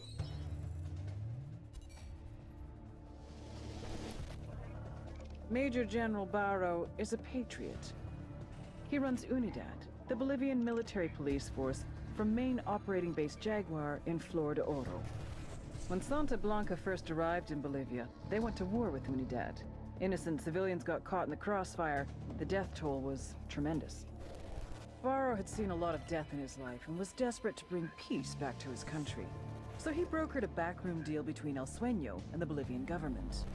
UNIDAD agreed to look the other way and let Santa Blanca run their business. In exchange, the cartel promised to keep their killings to a minimum. Obviously, the results have been a mixed bag. The relationship between Santa Blanca and UNIDAD is tense. Now that Bolivia has become a full-fledged narco state, I believe that he is starting to regret his decision. Major General Barrow is either one of our most dangerous enemies or our greatest ally. There's only one way to find out which. By killing him. Got a bit loud there, but no matter. S2 would further advise implementation of additional observation posts to support base security. Regarding road security, Base Jaguar is overly dependent on outside supplies, and security on rail lines into Jaguar is insufficient to ensure the integrity of base operations. Air operations should be implemented on a regular basis to guarantee resupply. Security in Flor de Oro is too centralized around Base Jaguar, and company-sized cluster bases should be implemented immediately. Lastly, air supply should be used due to the vulnerability of the rail lines. Okay, dude. Okay. Useless info. Carl Buchart, my chief combat trainer, tells me he's had trouble receiving your assistance in Montuyoc. General Barrow, the conditions of our agreement are very simple. My people need security. UNIDAD provides it. No one in Bolivia gets hurt. And UNIDAD has kept that agreement to the letter. To the letter of the agreement, but perhaps not in the spirit. UNIDAD will provide you with security in Montuyoc and wherever else you may need it in Bolivia. Pero Buchart demanded that we pursue rebels into Peru. At the very least, I must respect the borders of a sovereign nation. You must comprehend the consequences of Bolivian military forces crossing the borders into Peru. To pursue enemies of the Peruvian government? General, you are making excuses for the laziness of your subordinates. Perhaps UNIDAD's culture is too hierarchical. Your organization might benefit from a decentralized command structure. Naturally, if you're not the man to implement this restructuring initiative, perhaps I can speak with my friends in La Paz. Should they persuade El Presidente to find a suitable replacement for you? We are both caballeros, Sueño. You may speak plainly with me, and I will speak with my men. I will encourage them to be more creative in their problem solving. Bueno, UNIDAD will only improve in quality as its outlook adjusts. Okay. Oh. Picture evidence. The biography of Juan Pablo Barrow. Robledo, detailing his rise to power from a young Bolivian idealist to the leader of Bolivian Special Forces, UNIDAD. Baro joined the Bolivian army at 19 years old and quickly moved up in the ranks of the Guardia's elite soldiers. He must be real good. Classified. The organizational chart of Unidad with General Baro on top. Unidad was created to contain Santa Blanca when the cartel set foot in Bolivia. General Baro was forced to make a deal with El Sueño after a wave of cartel-related murders bloodied the country. Unidad let Santa Blanca operate as long as no blood is shed and no cocaine is sold domestically. Surveillance footage showing collusion between Unidad's leader, General Baro, and El Sueño, the head of the Santa Blanca drug cartel. He could have killed him right there. The obituary of Ruth Baro, spouse of General Juan Baro and mother of Erindira Baro, she passed away in 2016 at age 61 after a long illness. Well, can't outlive your own illnesses. Pachamama is the Andean earth goddess. She ensures protection and fertility for the people. She is one of the most popular gods in Bolivia, but she is also said to be jealous and desirous, requiring constant tokens of respect and offerings. Sounds like every god ever. There are many ways to honor her. One frequent and simple ritual is to spill some liquor on the ground before drinking it. It is called the chala.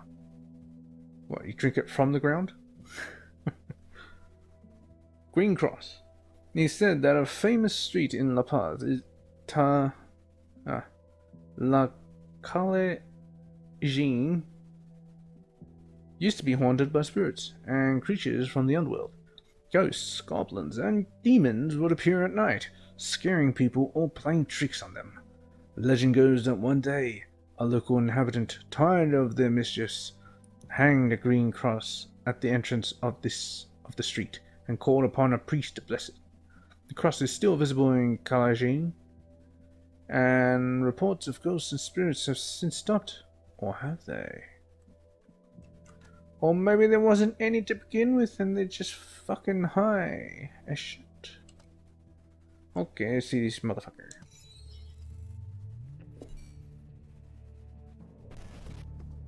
Marcus Jensen majored in chemistry because that's where the steady careers were. Job security, health benefits, 2 weeks vacation, 401k. And best of all, people were hiring. Marcus got recruited right out of grad school by La Gringa. Shelter guy that he was, thought he was getting a job with the SP Corporation, a multinational pharmaceutical company based in Bolivia, which, of course, it is. He just didn't realize what the product was. But when he finally figured it out, he decided it didn't really matter. He's making more in 1 month than his friends make in 5 years. And best of all, chicks. So many chicks. That is a good perk. For the first time in his life, he's getting respect. La Gringa stationed Marcus at the Chemical Institute in Libertad Province. Chicks. Over the past 3 years, he's been teaching cartel members how to produce high-quality cocaine. True, most of these idiots never made it past the 2nd grade, but it appears they finally found a subject they're passionate about. As for Marcus, his rationalization is... Look, someone's gonna make the cocaine, someone's gonna make the money. It might as well be me, right? You are right, Marcus, just not for much longer. Good on you, Marcus. You little shit. You gotta help me out, hombre. Sueño's getting impatient, but there's not enough time to cook the cocaine. Hell you want me to do about it? It's your ass. If I can make the quota, he sends me on a trip to that huevón el pozolero. Estoy muerto. I get turned into human soup. Help me make the coke that I have into more coke. You asking me to cheat El Sueño? Cause that's what it sounds like, man. I helped you cheat El Sueño, you and me both end up human soup. Fuck you for asking me. I'm asking because this is all your goddamn fault. Eat shit, this is not my fault. I tell El Jefe that you and La Gringa didn't get the precursos to me in time to cook all this coke. He'll blame you sure as hell as he blames me. Then el pozolero makes 2 pots of human soup. You're a real asshole, man. I ought to have one of these sicarios break your kneecaps. You know I'm right. And you know I'm more scared of El Sueño than I am of you. So help me out? Obviously not. We've lost 2 convoys so far this month. How the fuck do you expect me to work without chemical precursors? What do you expect me to do? How about some extra fucking security on the trucks? Is that so much to ask? The men don't like to be around the chemicals. Not since the accident last year. They still tell stories about what happened to the poor bastards caught in the spill. Look, if the rebels keep hitting our convoys, my output is going to drop. If my output drops, La Gringa is sure as shit gonna want to know why. What do you want me to tell her? All right. I'll see what I can do. Yes, then they'll all know. Especially Nidia. Is it Nidia? I think it's Nidia. Or is it El Yayo? No. I think it's El Yayo. Yeah, it is El Yayo. Marcus Jensen, PhD in biochemistry and molecular biology. First interview. Come in. Good morning. Dr. Katrine Svensson. Marcus Jensen. Good to finally meet you. Take a seat. How was your flight? Bumpy. Especially the second leg. Didn't think they could fit so many people in such a small cabin. It's fine when it's just people. You've got a pretty impressive track record, Mr. Jensen. Thank you. Berkeley, Oxford, Caltech. So many honors on his resume, I feel like I'm reading a Latin dictionary. Guess that settles the issue of your, theoretical skills. Though, to be honest, a lot of what we do here appeals to a different set of skills. Yeah, about that. The headhunter was pretty vague on this topic. What is it exactly that your company does? We'll get to that. For now, there's one question I would like to ask you, Mr. Jensen. Oh, your important morals. question. Go ahead. Are you willing to set aside some of your moral principles for the sake Yeah, of morals. a greater scientific purpose? No. Willing to set it aside for money, though. Come on, Jorge. Be reasonable. My father's been doing business with you for the last, 15 years? 20 years. When your father, Senor Vallardo, first invested in the VIB gas extraction. 20 years. And now I hear you can't make it to Agua Verde for a couple of days. What is this bullshit? Oye, Carcita, everybody knows what goes on in Agua Verde. The cartel, the parties, the girls, the cocaine. You have to understand my position. I am the refinery chief here in Libertad. I have to keep up appearances. Jorge, I had such high hopes for you. You were supposed to be the key speaker for our conference, Best Places to Work in Bolivia. I even had the presidential suite booked for you in Paraíso, Agua Verde. Of course, it would have come with all the perks included if you know what I mean. He knows. Carcita, I don't know what to say. I don't think I can... You know what? Why don't we ask El Sueño what he thinks? I'm sure he could give you plenty of convincing reasons why you should really, really come. Espere, wait, ese cuate, Carcita. Let me check my agenda. I think I forgot to update the, some meeting that got cancelled. I might have time to visit after all. Might? I will have time. I will be there. You can count on me. Excellent. See you there then, Jorge. And take care of yourself in the meantime, yes? Still get at the penthouse, yes? Presidential suite.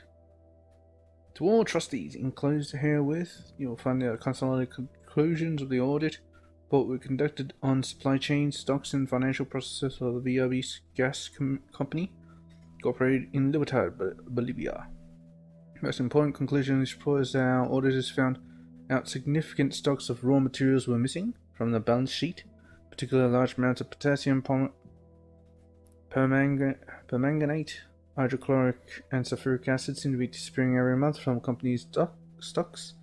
Despite multiple interviews with the managers of VIB Gas, to this day, what happens to these chemical precursors remains unexplained. You know where. An excerpt of the audit of VIB Gas Company by an external firm. The document points to vast amounts of chemicals missing from the stocks, the same chemicals that may be used by Santa Blanca to process coca into coca paste, then into cocaine. Another consideration is by using a Lean Six Sigma oriented approach, You have identified several intrinsic factors in the value chain that could be optimized to improve the overall efficiency of the coffee machines. What? What? Oh, okay, whatever. Barbacious, a newspaper article about an incident in an oil rig in Libertad that killed 11 and wounded dozens more. Oil rigs in Libertad are operated by the national company Viabi Gas, whose leaders colluded with Santa Blanca to provide the cartel with chemical precursors required for cocaine productions. Agua Verde.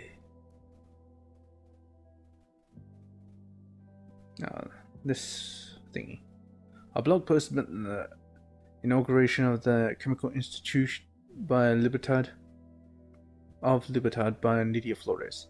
The organization Realiza tus Sueños aims at providing local kids with educational opportunities and careers in the fields of chemistry.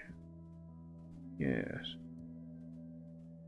Well, at least it's promoting education, although only of one field. Diagram illustrating the transformation of coca leaves into cocaine, detailing the role of chemical precursors likely left by a student of the Santa Blanca sponsored Chemical Institute of Libertad.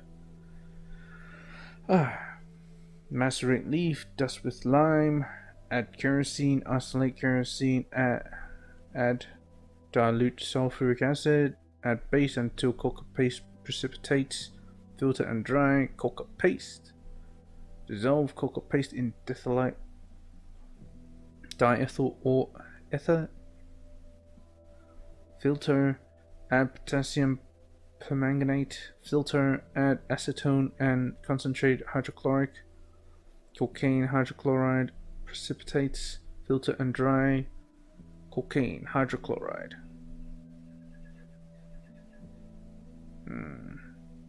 Indeed. Wonder if this is actually accurate. The Witches' Market. The Witches' Market, or Mercado de las Brujas, is located in the heights of La Paz, Bolivia, selling everything from talismans, aphrodisiac powders, and amulets to soapstone figurines thrown in the fire for good luck. The Witches' Market is run by local witch doctors known as Yatiri, who perform white or black magic ceremonies for a few Bolivianos. Most popular of all items are the dried llama fetuses, which are buried under the foundations of many houses as an offering to the Pachamama.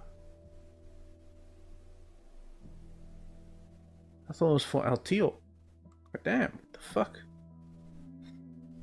Witches, known as Yatiri in Aymara language, are common in Bolivia, where they are traditionally considered as go-betweens between men and gods. For centuries, people turned to them for cures, good luck, or for making important decisions requiring the intercession of the gods.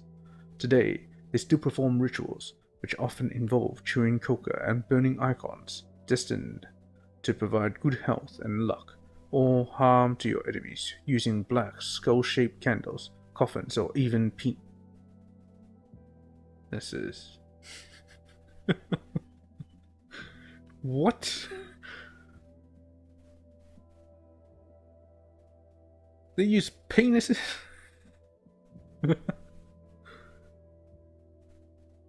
Okay. Right. I think they call it an orgy, but whatever. Simón Bolívar is the major figure of the Latin American Wars of Independence against the Spanish crown. Born into a wealthy family, he was influenced by the Enlightenment, philosophers, and the French Revolution. Trained as a soldier, he fought against the Spanish and their allies for more than 2 decades, gradually liberating what are now Colombia, Venezuela, Ecuador, Peru, and Bolivia, giving his name to the latter. He died in 1830 without being able to maintain the political unity of Latin America. Simón Bolívar. Okay, that is it.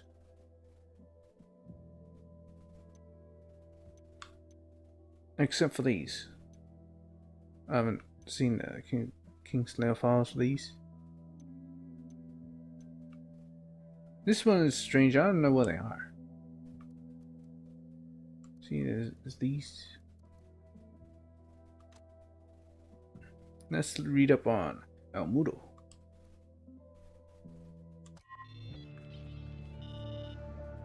The Santa Blanca Security Forces.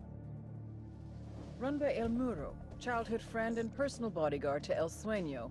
El Muro means the wall, as in no one gets over it, no one gets under it, no one gets around it. SBC security forces recruit hard and train harder. Instructors from Israel, South Africa, Russia, and unfortunately, even the good old US of A. Polygraphs, first of every month. Pass, you pick up your paycheck. Fail? Yeah, don't fail. Even so, El Muro has a polygraph system of his own. These sicarios, aka gunmen, get intense training in marksmanship, surveillance, driving. 2/3 wash out to become halcones. The guys who make it get assigned to various regions as enforcers, guards for labs and shipments, hitmen. Some become drivers, surveillance specialists, spies, and torturers. Just below El Muro is Santa Blanca's head sicario, La Plaga, the Plague. You may ask, how does a show-off party boy rise to be the second in command of Santa Blanca security? Answer, sperm. La Plaga is El Muro's little brother.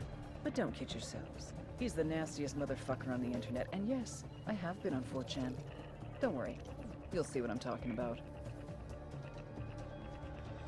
You'll see. You will see. Where's Sueño? El Mudo was outmanned and outgunned, and he knew it. Ooh. What do you do when you don't have an army and you need one? You buy one. Every officer, like every prostitute, has a price. It was the right move. I would have done the same thing. But El Mudo forgot. Fear is always worth more than money. Cool. Our security infrastructure was being attacked. It made me question if La Plaga, our head sicario, was up to the task, or if he was too distracted with social media antics. Are you too busy chasing pussy on the internet to do your fucking job? Or is fucking your job? No, Jefe. He's my brother, Sueño. I will keep him in line. La Plaga got the message. Too well. He doubled down. Whoever's behind this, know that we will find you. Know that for every one of us you kill, we will kill 10 civilians at random. There is no such thing as innocent to me. The little pendejo had no idea how much damage he had just caused. To who? To who? La Plaga's response to the attacks proved he did not understand that the most basic function of a drug trafficking organization is to make money. What does your father do? He's a halcón. A lookout? Sí. He hasn't been doing his job, has he? I don't know. Killing innocent people does not help you. Just the opposite. It alienates the people you need most. It sends them into the arms of your enemies. Who is really your brother? Tu carnal? The man you grew up with? Fought with? Bled with? Grew rich with? Or some guy whose mother got fucked by your father? La Plaga has gone too far. You know what you must do. I thought it was only fair to let El Mudo take care of his little brother. He would do it quickly, mercifully. Nothing like what I saw in the videos. I am not my brother's keeper. That's the Bible. That's God. Run. El Mudo chose to go against the word of God.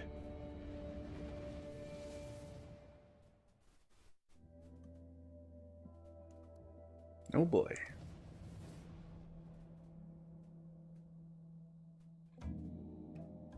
El Mudo was going to try to kill me, just as I was going to kill him.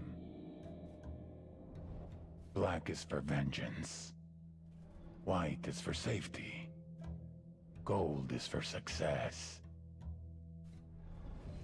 Ahora, I ask you, how can any saint grant contradictory prayers from two different men?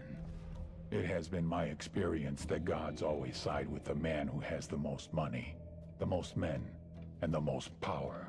I had lost the one man I could always trust, mi hermano. How many men would be more loyal to him than to me? How much power would he take? Would that be enough for him to take me out?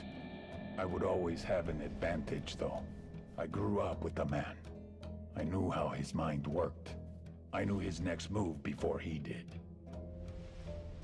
I just had to be patient.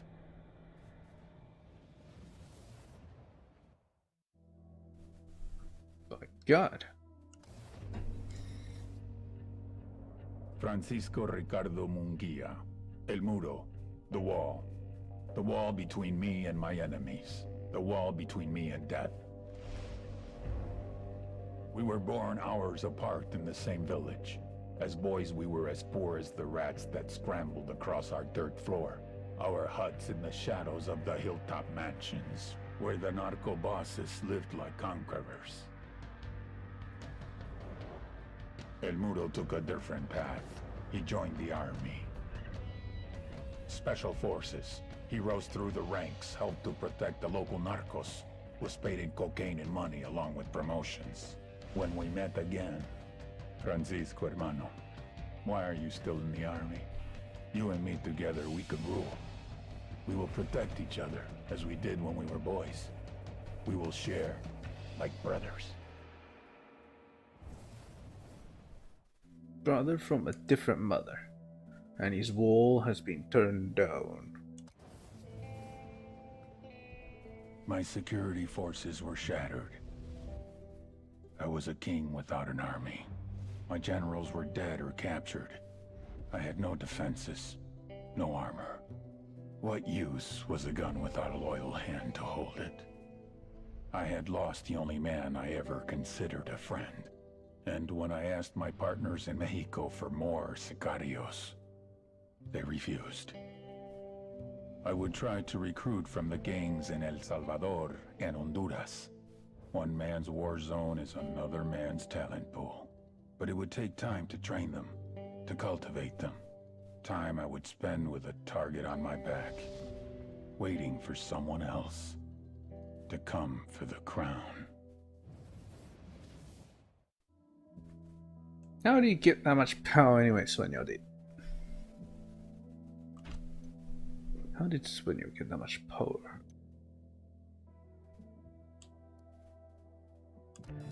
All right, let's do this. Let's do The Lydia. Santa Blanca Cocaine Superhighway. Every year, more than 350 tons of coke leaves Bolivia, reaching about 20 million users worldwide. That means they're pulling in an average of $2 billion a week. How do they do it? 3 little words. Air, land, sea. All coordinated by the head of smuggling, Nydia Flores. They're not going by Reina de space. Belleza, the beauty queen, and her right-hand man, the ravishing, the bewitching, the delectable El Boquita. Ouch. Somebody get that guy a Band-Aid. The problem is, you see these guys on the news, you see decapitations, you see monsters, but you don't see the whole picture. These people are fucking geniuses. Case Really? in point, you see tits, Oh my Nydia God. Flores sees opportunity. You see scrap metal, Nydia Flores sees submarines. You see holy water, Nydia Flores sees liquid cocaine. Because Nydia Flores is a fucking genius. You really want to shut down the cocaine superhighway? Hit the drugs, hit the money, then hit the beauty queen. God damn. Yeah, that thing was fucked up. Putting in breast implants. What the fuck? I like that how There's a I lesson draw in the line. cocaineonomics. The biggest mistake most people make is focusing solely on the product. Claro, you need something to sell, but that's not where you make the money. 1 kilo of coca leaves costs about $1.50. It takes 400 kilos of coca leaves to make 1 kilo of cocaine. Even when turned into cocaine base, a kilo is only worth 1,200 in Bolivia. However, every time you cross a border, the value increases. Once we reach Colombia, it's already 2,200. We hit southern Mexico, 12,000. Cross the border into Texas, 20,000. New York City, our $1,200 investment is now worth 35,000. Paris, London, 68 to 74,000. It's a pipeline that carries the product to the people that need it. Sustenance for the thirsty. Once in place, the pipeline feeds itself. Not sure if Vehicles, that's... wages, bribes. But when there's a clog in the pipe... They took out another shipment. We lost 7 tons last week. 4 planes the week before? The water backs up. There's too much surplus. We can't keep it secure. My men are selling to each other. We can't pay people if they're not moving product. They're kidnapping civilians for ransom money. Too much water. We have to take Valeria and go. He'll kill us before we leave the country. Then what's the answer? When I find it, I'll let you know. And you drown. Okay. Yeah, I'm not sure if it works like that. One kilo worth 70-something thousand. It's like, what?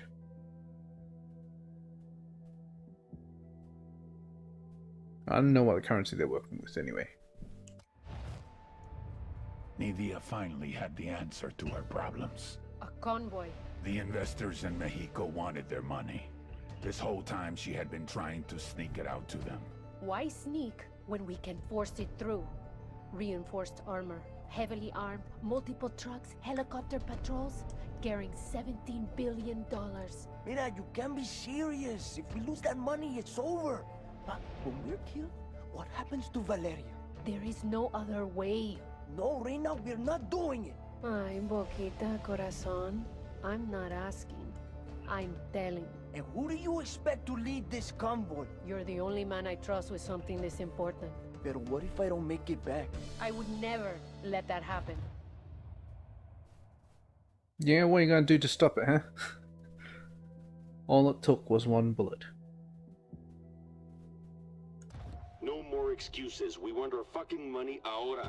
Nidia will take care of this. Sueño, do we need to make a change here? Nidia has been one of our best people for years. Maybe too many. Maybe she's lost her edge. Over time, I had seen many buchones come and go. When you're king, you learn to lose a few knights. But Nidia Flores was different. I had taken her under my wing from a young age. She was the closest thing I would ever have to a daughter. Daughter? She was my reina. If I fed her to the wolves, a part of me would die with her. You'll get your money. Se lo juro. I guarantee it. Don't make us regret this. Sostén tu palabra.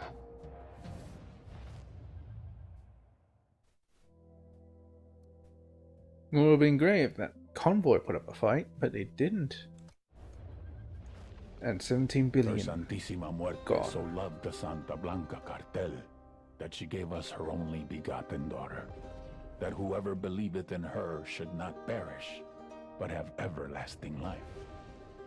Many years ago, we were in trouble, in la desesperación, on the verge of extinction, being torn to pieces by the snakes and ratas. I believed that hope was lost, that it was too late for us. Era el fin. But just when I was ready to give up, it happened. Nidia Flores came forth, known to us as La Reina de Belleza, the beauty queen. And with her, she brought prosperity, wealth, and retribution. We feel her charity, su amor, deep in our hearts. As she continues to spread her gospel across the world, to every corner of the globe, praise to Saint Nidia, Queen of Queens, Reina de Reinas, Goddess among mongrels. Okay. They seem to be hyping her up quite a bit. My trafficking network was dismantled. No more cocaine came in. No more money went out. Ah, Boston The Reed. drugs that remained lay there wrapped in cellophane, rotting away, becoming worthless. My men wondered where their next payout was going to come from. I had spent years building these routes. Billions of dollars in manpower, transportation, relationships, all gone. Including the beauty queen. I gave Nidia Flores everything, and she paid me back by running like a coward, instead of dying like royalty. Now she would spend the rest of her life serving the Americans. She killed her child's father for nothing. Isn't it amazing?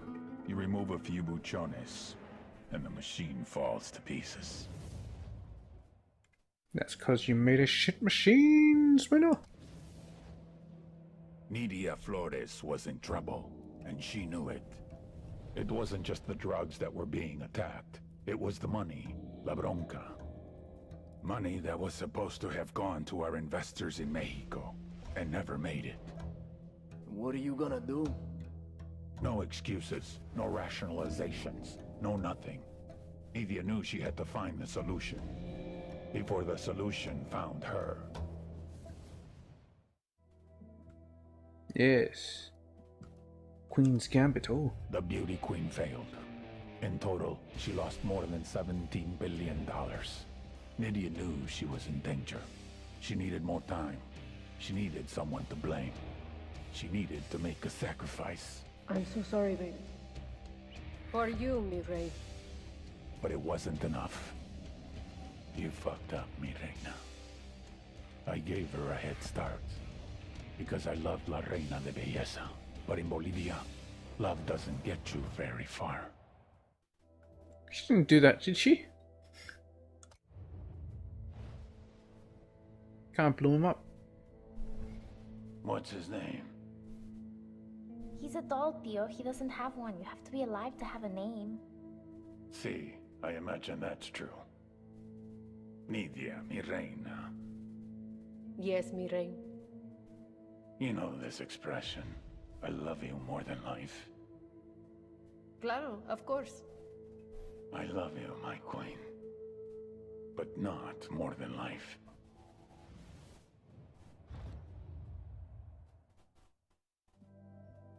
Okay.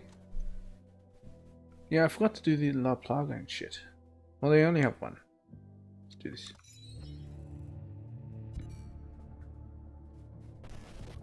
Ignacio Perez Cervantes, also known as La Plaga, the Plague. Head of security for Santa Blanca, and the little brother of El Muro. El Muro had him trained well. Paid off guys in Russia's Bodark Special Forces group to teach him combat tactics. Sent him to learn killing techniques from death squads in El Salvador and Honduras. Apparently, he was a good student. His favorite subject? Cutting off a person's face, then showing it to them. Back in the day, it used to be that the criminals hid, and the good guys tried to find them. But La Plaga, he does everything he possibly can to be seen. The guy is a social media machine. He pays narco corrido bands to write songs about him. He has his own personal camera crew. This fuck even has his own YouTube channel. La Plaga is a walking recruitment message. Young people see what he has and want it. The guys want to join him. The girls want to get wifed up. It'd almost be funny to see a guy who spends 3 hours a day sending dick pics. Except half of what he posts aren't messages to his followers, but messages to his enemies. There's only one way to stop the plague from spreading. You cut it off from society, then watch it die out. Okay. Okay, to Albuquita. See Albuquita. They say every man has a fatal flaw. El Baquita's is love. A smuggler from the age of 6, El Baquita's father used to tape Acapulco gold on his son's body and then send him across the border. He called these trips vacaciones familiares, family vacations. By the time he was 13, Baquita was a trapechiador, a master smuggler. Cigarettes, alcohol, name-brand clothes, DVDs, oil, wildlife, weapons, and of course, people. One Of course. time he even smuggled in half a kilo of yellow cake uranium. Uranium? If someone wanted it, El Baquito could move it. But it was never really about the money. For him, it was the rush. Until he met the beauty queen. Nydia Flores saw his talent and made him her right-hand man. Nydia was the brains. Baquita was the brawn. The thing is, he was head over heels from the moment he first laid eyes on her. Nydia never felt the same way, but one drunken night she gave in. A little bit of sperm roulette, and 9 months later, they had a daughter, Valeria. They say every man has a fatal flaw. El Baquita has 2. Almost family. Oh, so she didn't really love him. That's what I'm getting. Loves the daughter more, I could guess. La Gringa. Katrine Svensson, La Gringa. How does a PhD from MIT end up as the chief chemist of the Santa Blanca cartel? Like all cynics, she started out as an idealist. La Gringa came to Bolivia to help the people. The poor, the downtrodden, the sick. She loved them, and they loved her. Yes. Working for an NGO called Hands Over Bolivia, she did research to develop a new vaccine for yellow fever. It was meant to be produced easier and cheaper, making it more readily available to more people in a shorter time. Then, disaster struck. She lost all her funding and was vilified by the scientific community. Of course, La Gringa hadn't been involved in the scandal, but it didn't matter. She lost everything. CIA stooge. After that, well, you know what? Thanks to the NSA's prison program, we can hear it in her own words. How much did you earn, Sonrisa? 40,000 a year?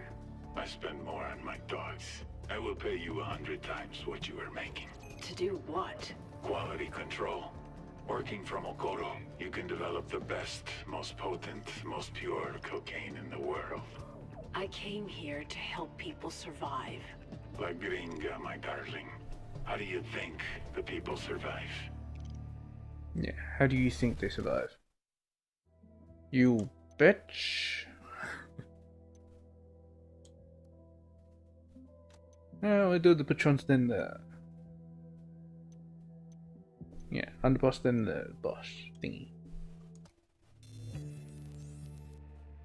The Santa Blanca cocaine production pipeline, led by El Yayo. It all starts in the fields with the harvesting of the Erythroxylum novogranitens, aka the coca plant. Of the 200 known species of Erythroxylum, only 2 contain usable levels of cocaine, so you have to know what you're planting. El Yayo knows what he's planting. First, his people strip the leaves off the plant. Then the leaves are dried, finally chopped, and sent to the lab. That's where this chick comes in. La Gringa here is an American chemist with Mensa-level IQ and sub-zero morality numbers. They take the chopped leaves, dust them with lime. That's right, lime. Then pour diesel fuel all over them. Stir for 3 days. You can use a washing machine or a cement mixer, but Santa Blanca does it by hand. Then, they mix all this shit with sulfuric acid, a dash of caustic soda, and bam, cocaine paste. You dry it, chuck in more acid, and pretty soon you got powder. But now you have to purify it because no one wants to snort yellow powder. It's gross. So, a little more acid, some potassium permanganate, pyrolusite. Hungry yet? Filter it with ammonia and beautiful, pure white cocaine. But everyone knows how to do this, right? What makes Santa Blanca so special? What makes SB a brand? Because they figured it out. How to mass produce a custom product. Plant genetics, logistics, mechanization, state-of-the-art labs, reduction of redundancies, quality control, purity of chemicals, and, of course, the secret sauce. They're geniuses. They've taken coke production into the 22nd century. What Henry Ford did for the factory, they've done for the lab. They're innovators, they're pioneers, they're SB. Sons of bitches.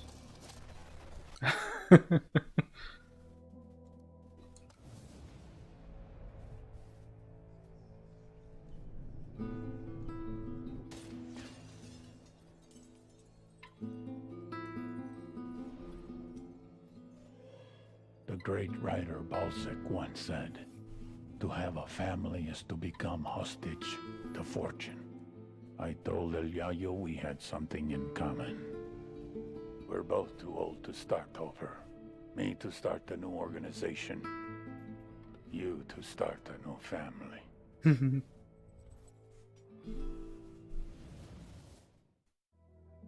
Oh, that's cold. I like it. Innovation versus experience. Technology versus tradition. Youth versus age. La Gringa versus El Yayo. I had been hoping they would complement each other. Wicked but nose. They could not get along. Has a giant they were nose. Too different. I have been producing cocaine this way for years. That's exactly the problem. Our product was so good, the demand was only increasing. We couldn't keep up. I don't care how you do it. Science, tradition, or voodoo. Just make more. Or I'll find someone that can. She can make more, but it'll be diluted. I had told El Yayo and La Gringa to step up production. They claimed they were doing their best. Obviously, I had not been clear enough.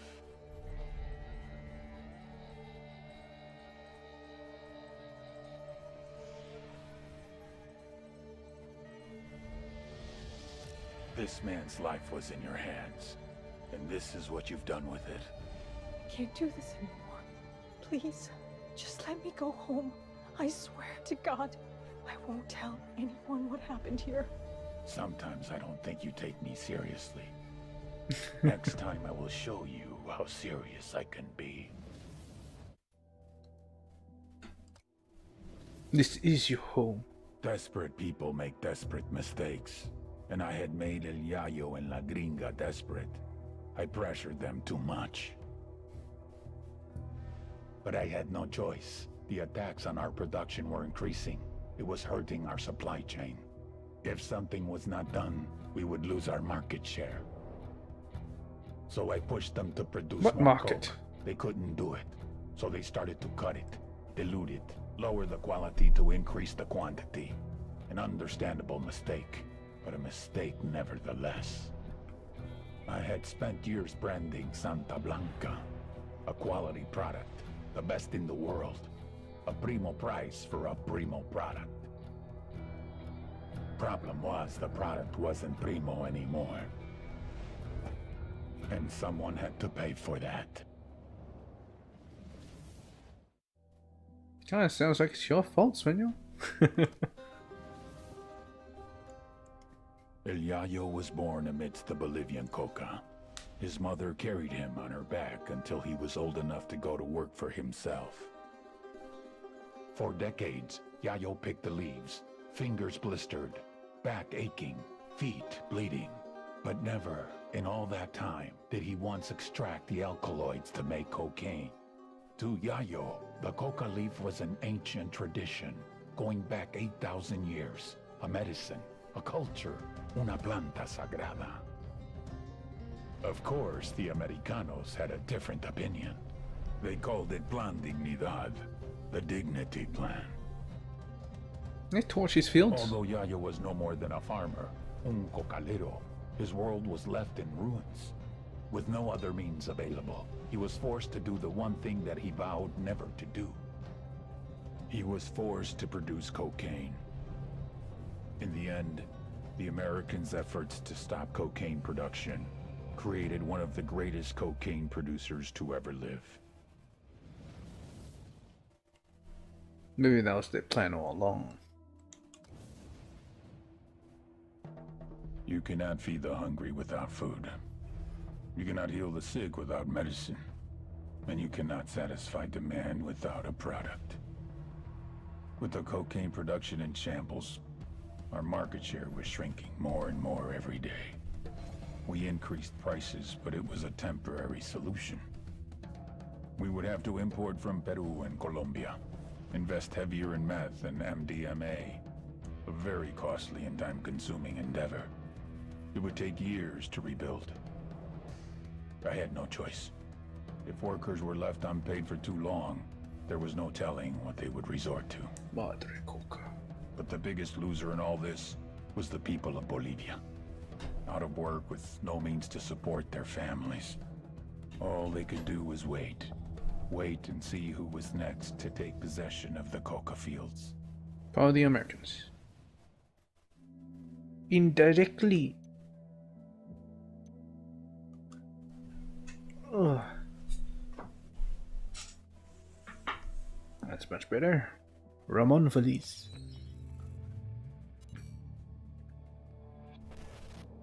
Since his rise to power, El Sueño has been responsible for more than 7,000 murders, 12,000 kidnappings, and 17,000 disappearances. So then how the fuck is he one of the most loved people on the goddamn internet? I mean, this piece of shit has Really? more likes than the World Cancer Society. How does that even happen? Well, one reason would be Ramon Feliz, Santa Blanca narco blogger. Feliz wasn't always like this. He used to be a real journalist. Working the crime beat for a Mexican newspaper, he wrote about the cartels. Until the cartels started targeting journalists. Forced to choose between reporting the news and their employees, the newspapers made a hard decision. They stopped reporting on the cartels. So Ramon Feliz went underground. With anonymity on his side, he started a blog, and he went after Santa Blanca. Hard. Maybe too hard. Sueño hired hackers from a number of top universities and had them track down Feliz. Things only went downhill from there. They Nowadays, found him. Ramon Feliz no longer writes about Santa Blanca. Ramon Feliz writes for Santa Blanca.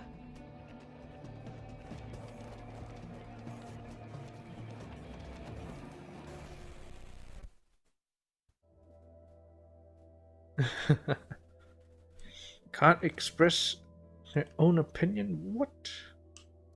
What? Influence. The fine art of persuasion. The winning of hearts and minds. The grabbing of the short hairs and holding on. Santa Blanca, smart fucks that they are, figured it out. It's not enough to control the events. You have to control the story. El Cardinal, a true believer in Santa Muerte. If you're trying to influence people, it's an advantage to have God on your side. In this case, the skinny lady, the White Sister, the saint of holy death, Santa Muerte herself. Because, let's be honest, there's some things even God won't do for you. El Cardinal, he's on the radio, TV, live appearances, concerts. If El Sueño controls the population through bribery and fear, El Cardinal holds them with something much more powerful. Oh. Their souls. The souls? What? How would you like to avoid eternal damnation? Well, luckily, all you have to do is support the Santa Blanca cartel, and you will. On the other end of the public-private scale is Ramon Feliz, the narco-blogger. Don't let the quiet demeanor fool you. He's the SB's social media maven. He's their digital game. A tragic case, Feliz. He used to be a serious journalist, trying to expose the cartel for the psychotic, sociopathic dirtbags that they are. But they turned him. Now, he cranks out SB propaganda like his life depended on it. For his blog, for Twitter, YouTube, Facebook. If you're not into El Cardinal, you're into Feliz. They get you both ways. These two are the yin and yang of the Santa Blanca influence machine. The sacred and the profane, the public and the private, the heart and the mind. Right. I'm sure I'll read some bullshit. Or I'll listen to God. Well, not really God. More like this skinny lady, Grim Reaper. The fuck, why would I listen to a Grim Reaper?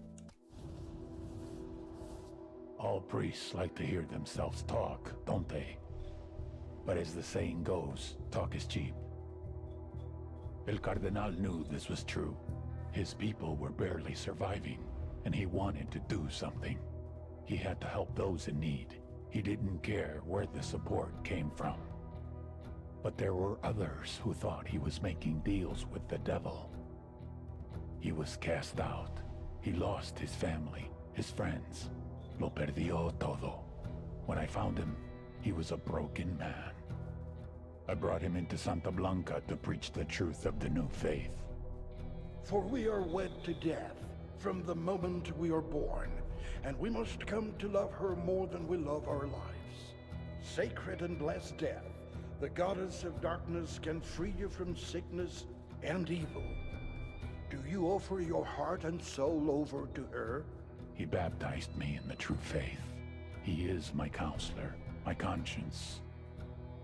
I do. The only person I truly trust with my soul. I see. If you even have one. A conscience is a dangerous thing, mostly to the person who has one.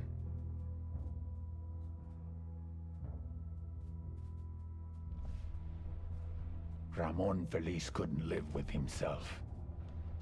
He was moments from taking the coward's way out when...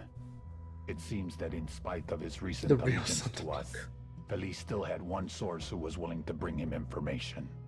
Un chivato. Information I was now aware of, since I had people monitoring his every keystroke. Just use a different computer, dude. If Ramon had known what was on its way, he would have gone through with the suicide.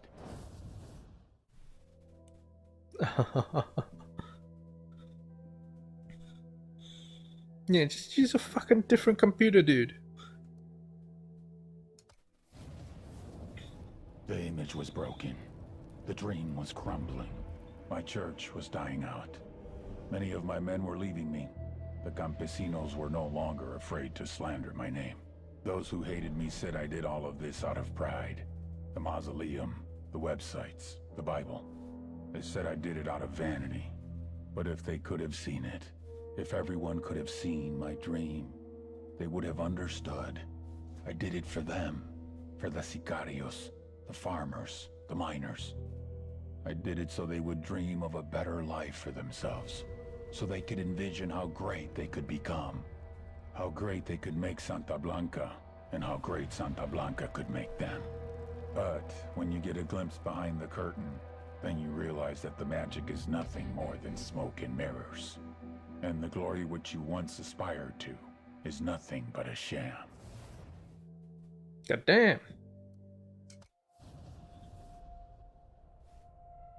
Not these little things. Someone had leaked Ramon's story. Even without proof, the damage was done. Help me, Padre. You are beyond help. I can do nothing for you. Listen to me, old man.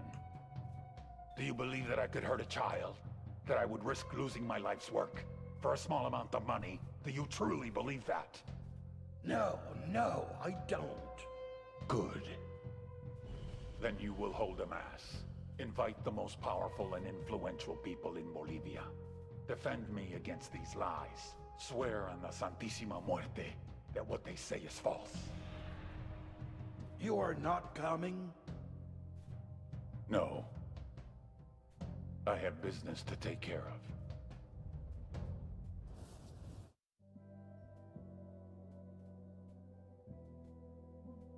Trafficking children.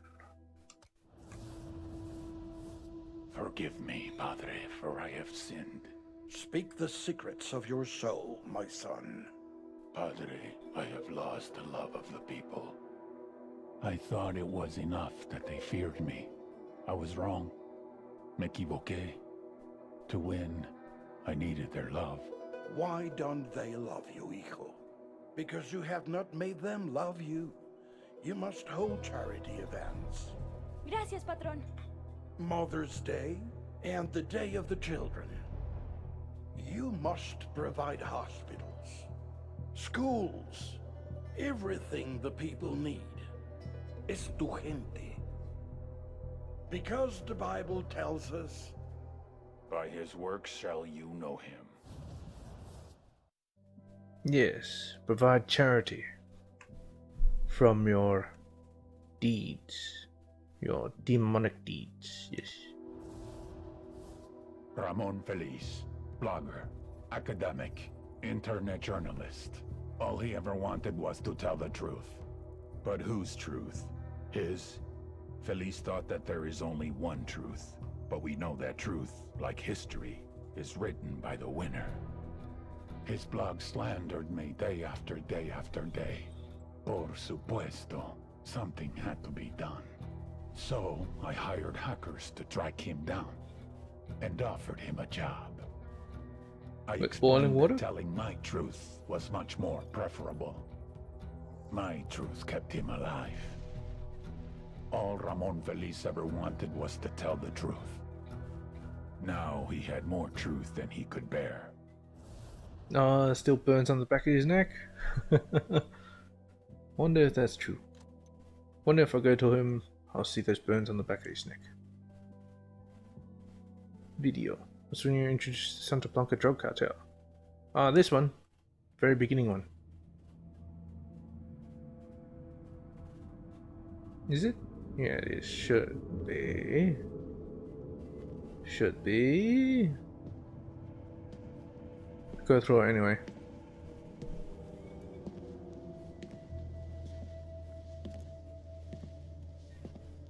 I am not a liar.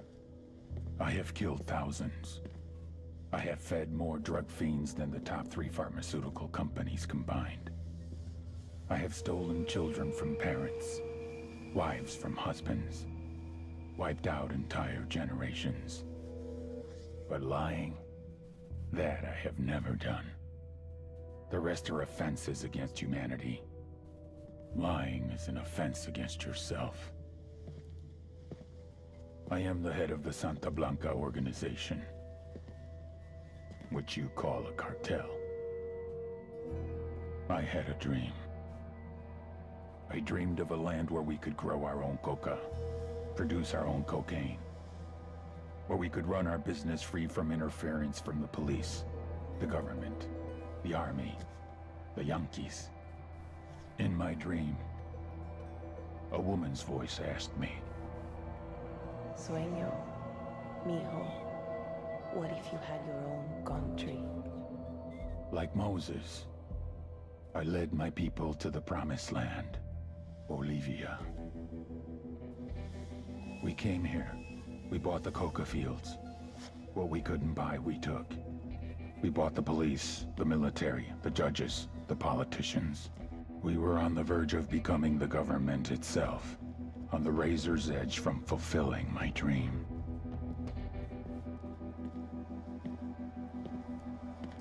Of creating a narco-state. The nation of Santa Blanca.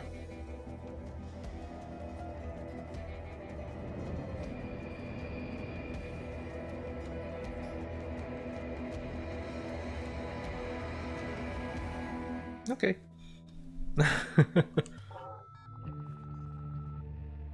Very first stuff. Last week, a crude explosive detonated outside the U.S. Embassy in La Paz, Bolivia. 2 Marine Embassy guards were injured in the blast. 2 days later, a CIA asset in central Bolivia provided us with these images. Our analysts have identified the individual in the photo as DEA Special Agent Ricardo Ricky Sandoval, my friend. Sandoval has spent the last 6 years investigating the local cocaine industry. Our understanding is that Sandoval was the intended target of the bombing. What the embassy bomb did not accomplish was completed up close and personal. Sandoval was captured, tortured, and killed. Then his body was dumped. We have yet to recover it. Our target, the group responsible for the embassy bombing and the death of Special Agent Sandoval, is the drug trafficking organization commonly known as the Santa Blanca Cartel. Yesterday, they were just narcos. Today, they're narco-terrorists. Initially, the Bolivian government resisted the Mexican cartel. They formed Unidad, a Bolivian special forces unit. It didn't go as planned. Thousands of bodies later, politicians, police officers, and journalists have become an endangered species. The Bolivian government has imploded on itself. With no other options, the new president made a deal with Santa Blanca. You stop killing our people, we'll look the other way. Since then, Santa Blanca has turned Bolivia into the nexus of the South American drug trade. With their friends in Mexico, they also have a clear pipeline to the US and Canada. The only way to stop Santa Blanca for good is to completely dismantle them, piece by piece. The cartel is organized into 4 operations: production, smuggling, security, and influence. At the top of it all is El Jefe de los Jefes, boss of bosses, El Sueño.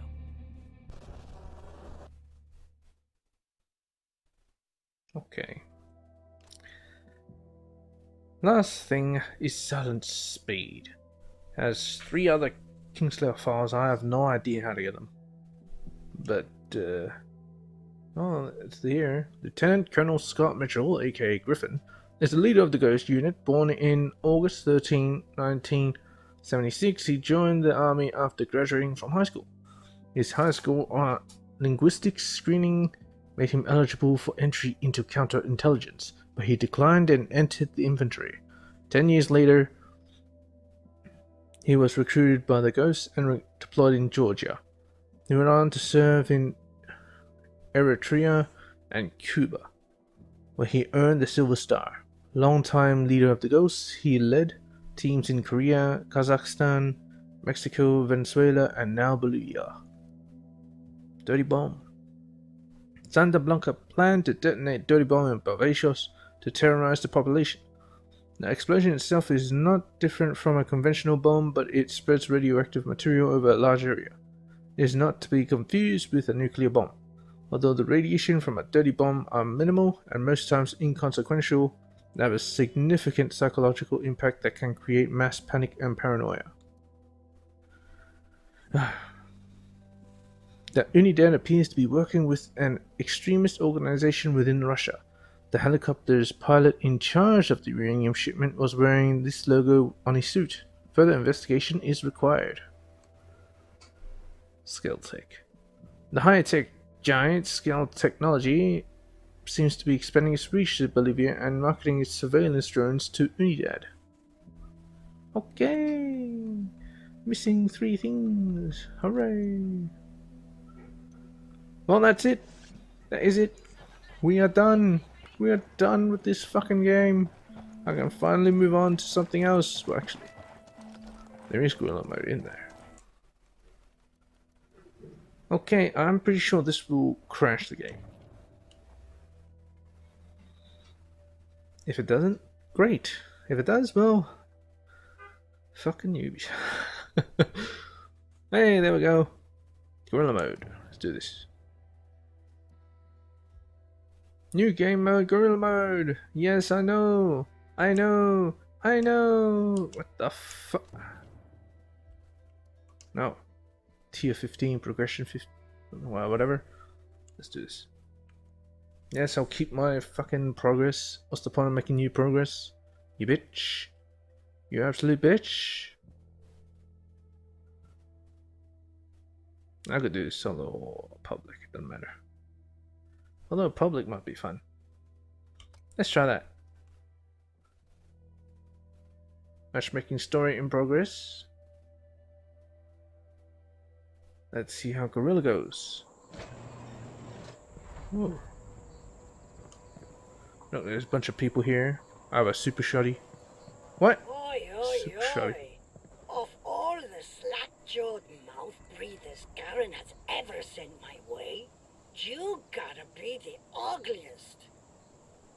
I've got a cucaracha problem. See what you can do. If I like your style, I can give you some tools to help you out. Okay. Well, actually, I don't like any of this stuff, so, fuck you! Can I actually change my fucking, locker?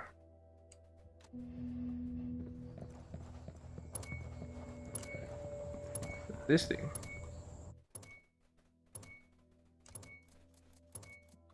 I'll see you later, cabrones. You've got company, and they don't look friendly. Defend the designated area. Where are they coming from? They're on alert. Okay, you guys shoot them. Fire. Copy. Carajo! getting inside. Get after them. That guy's history. Get the ones inside. That came from near the store. Maybe it's not a good idea to actually do it like this.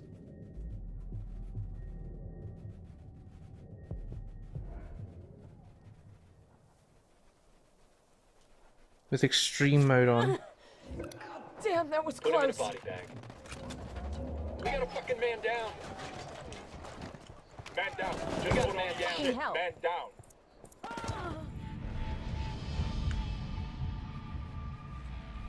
This might be a bit more difficult in open combat. Tier 1 mode, that is. Mission failed, I wonder why. If you Fucking ever tier try 1 this mode. again, do me a favor. Be good at it. Do you realize how many phone calls it's gonna take to fix this mess?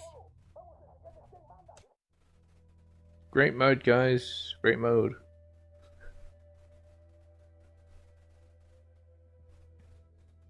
Well, that is tier 1 mode. And it crashed the game.